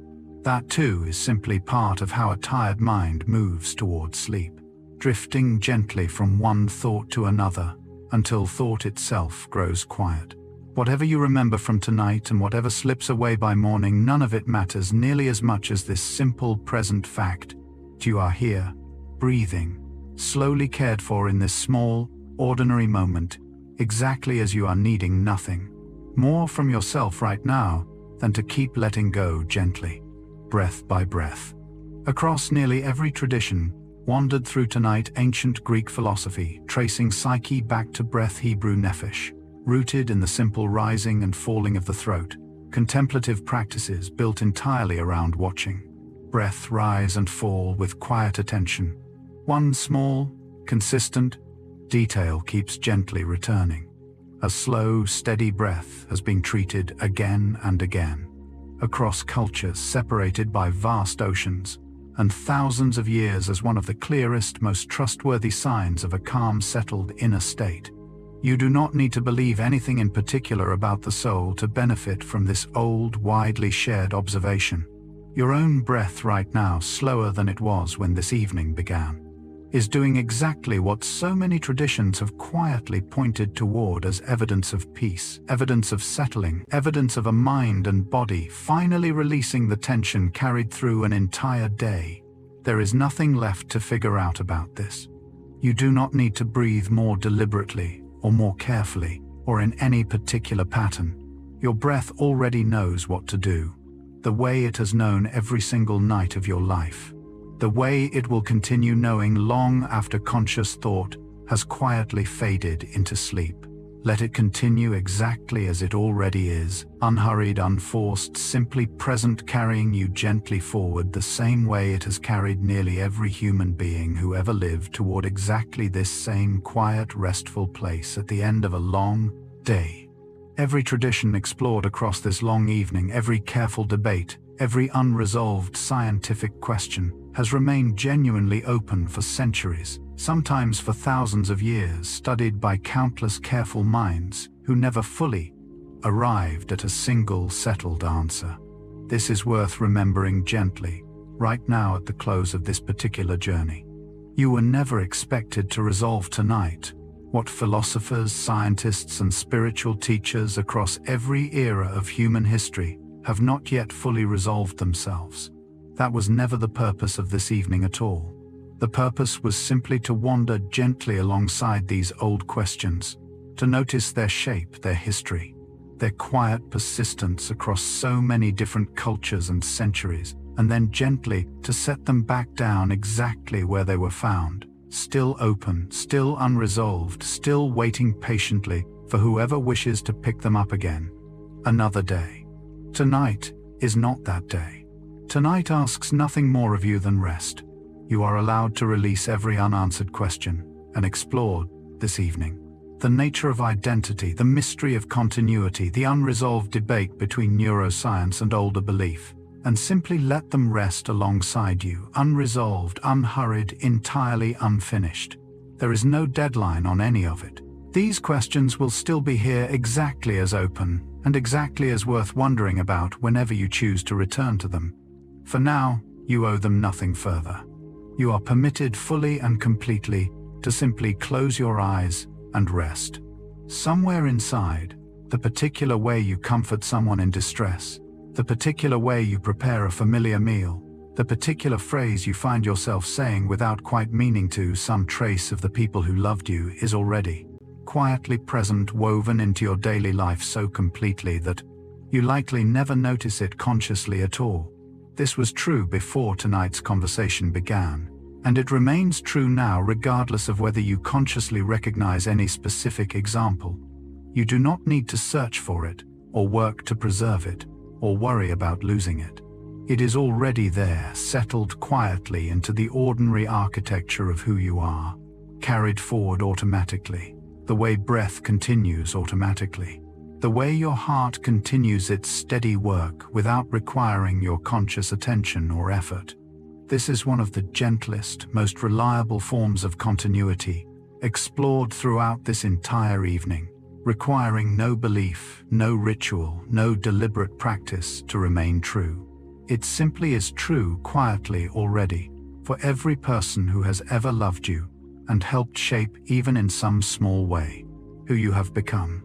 Tonight as you rest, you carry all of that quietly with you, a whole gathered collection of small inherited gestures and sayings and comforts, still present, still working gently on your behalf, even as your conscious thoughts slow and begin to fade. You do not have to do anything more with this tonight. It is simply quietly already yours. It is worth saying this plainly and gently one final time. Nothing about what you carry forward from the people who shaped you depends on your actively thinking about it, remembering it deliberately, or working to preserve it through conscious effort. It persists regardless, quietly, faithfully, the same way breath continues through deep sleep, the same way identity persists through nearly complete cellular replacement across an entire lifetime, the same way a family recipe continues tasting like home, even when the specific memory of who first taught it to you has grown slightly hazy with time. You are allowed fully and completely to stop thinking about all of this now. You do not need to hold any of tonight's ideas actively in mind in order for their deeper truth to remain quietly, reliably true about your own life. The continuity explored throughout this entire evening was never something you needed to consciously maintain. It maintains itself gently, automatically, the way so many of the deepest and most important things about being human tend to work, quietly beneath conscious attention, asking nothing further from you than simply continuing to exist, continuing to rest, continuing to breathe slowly and evenly, exactly as you are doing right now. Let your mind release its grip on all of tonight's ideas now, if it hasn't already begun to. They will remain quietly true without your active attention waiting patiently, exactly where you leave them, ready again whenever you might wish to return. Whatever ultimately proves true about souls, about consciousness, about what, if anything, continues beyond a single human life, remains as this evening has honestly acknowledged throughout a genuinely open question, unresolved by even the most careful philosophers, scientists, and spiritual teachers, across thousands of years of patient inquiry. But tonight does not require that question to be settled. Tonight requires only this present, ordinary, entirely real moment. A body resting a mind, slowing a whole gathered inheritance of memory, habit, love, and quiet continuity, carried gently within you, exactly as it has been carried faithfully your entire life so far. This is yours completely, regardless of how any larger metaphysical question eventually resolves, if it ever fully does at all. You do not need to wait for certainty about the soul in order to feel right now. The simple, undeniable fact of being present, being connected to everyone who shaped you, being quietly, continuously yourself, exactly as you have been every single night before this one. Let that be enough for tonight. Let the larger question rest exactly where it has rested for thousands of years, patient, unhurried, still open for whoever wishes to consider it again tomorrow. For tonight, simply rest in what is already certainly gently yours, this breath, this quiet, right up to this exact peaceful moment. Let every other thought from this evening begin to loosen now gently, the way a hand slowly opens after holding something tightly for a long while. You do not need to resolve every question left open. You do not need to carry forward anything at all beyond this simple present moment. Your body resting, your breath slow and steady. Your mind finally gently permitted to stop reaching for anything further. This is the quiet gift this entire evening has been slowly building toward, hidden gently inside every fact, every story, every old tradition wandered through together. Not answers, not certainty. Simply permission, fully and completely offered to let go now, to release the effort of thinking, understanding, and wondering, and to simply quietly rest instead. Whatever you carry forward from tonight, and whatever gently slips away by morning, none of it changes. What is true right now in this exact peaceful moment, you are safe, you are cared for, and you are allowed completely and without condition to finally stop holding on to anything at all, except the simple, steady presence of being here. Resting, breathing slowly, ready now for sleep, to arrive exactly the way it always has, gently, reliably, precisely when you need it most. Notice, if you can, the natural rhythm your breath has likely settled into by now. Slower, steadier, less effortful than when this evening first began. Let your thoughts follow that same quiet rhythm now, gently releasing one by one, the way breath naturally releases at the end of a long-held exhale. There is no need to force this. It happens on its own quietly, the same way it has happened at the end of every tired day you have ever lived. You do not need to hold on to the last thought passing through your mind right now. Let it go gently, and let whatever quiet drifting thought comes next arrive on its own, without effort, without direction, exactly the way clouds drift slowly across an evening sky, moving softly toward whatever quiet place they are already naturally headed. Your whole body has likely settled considerably by now, heavier, warmer, further sunk into wherever you happen to be resting. This is exactly as it should be. Nothing more is required of you tonight, no further thought, no further effort, no further reaching for understanding or certainty. Only this, continuing to breathe slowly, continuing to let each thought pass gently through and release, continuing to rest exactly as you are cared for, unhurried, safely, and quietly settling now toward sleep. Across every tradition wandered through this evening breath, shadow, guiding spirit, unchanging witness, continuous thread of memory. One thing has remained quietly, reliably constant beneath every different word and every different belief: the simple felt sense of being present, being someone, being here, experiencing this exact moment from the inside, exactly as every person before you has quietly experienced their own version of this same feeling. That sense is with you right now, exactly as it has been with you your entire life, exactly as it was with every ancestor who ever wondered quietly in whatever language they happened to speak what made them feel alive. You do not need the perfect word for it tonight. Ancient Egyptians did not need the perfect word. Neither did ancient Greeks or Hindu philosophers or medieval scholars or modern neuroscientists, still carefully studying the question today. They simply trusted the feeling itself, the same quiet feeling you are noticing right now, and let that be enough. Let it be enough for you too tonight. Whatever this quiet, steady presence turns out to be, called by countless different names, across countless different centuries, it is here with you now, gently, reliably, exactly as it has always been, asking nothing further of you than simply continuing to rest, continuing to breathe, continuing to breathe. Be quietly and completely yourself. This same quiet presence, whatever word finally feels closest to true for you, has been with you through every moment of today, through every conversation, every small effort, every quiet worry and quiet joy that passed through your day before. You arrived here resting at the end of this long evening, together. It carried you through all of it, faithfully, exactly as it has carried you through every single day of your entire life. And now, gently, without needing anything further from you at all, it will carry you into sleep too. exactly the way it always has, exactly the way it will again tomorrow night and the night after that, patient and steady, asking nothing of you, except your willingness to let go and rest.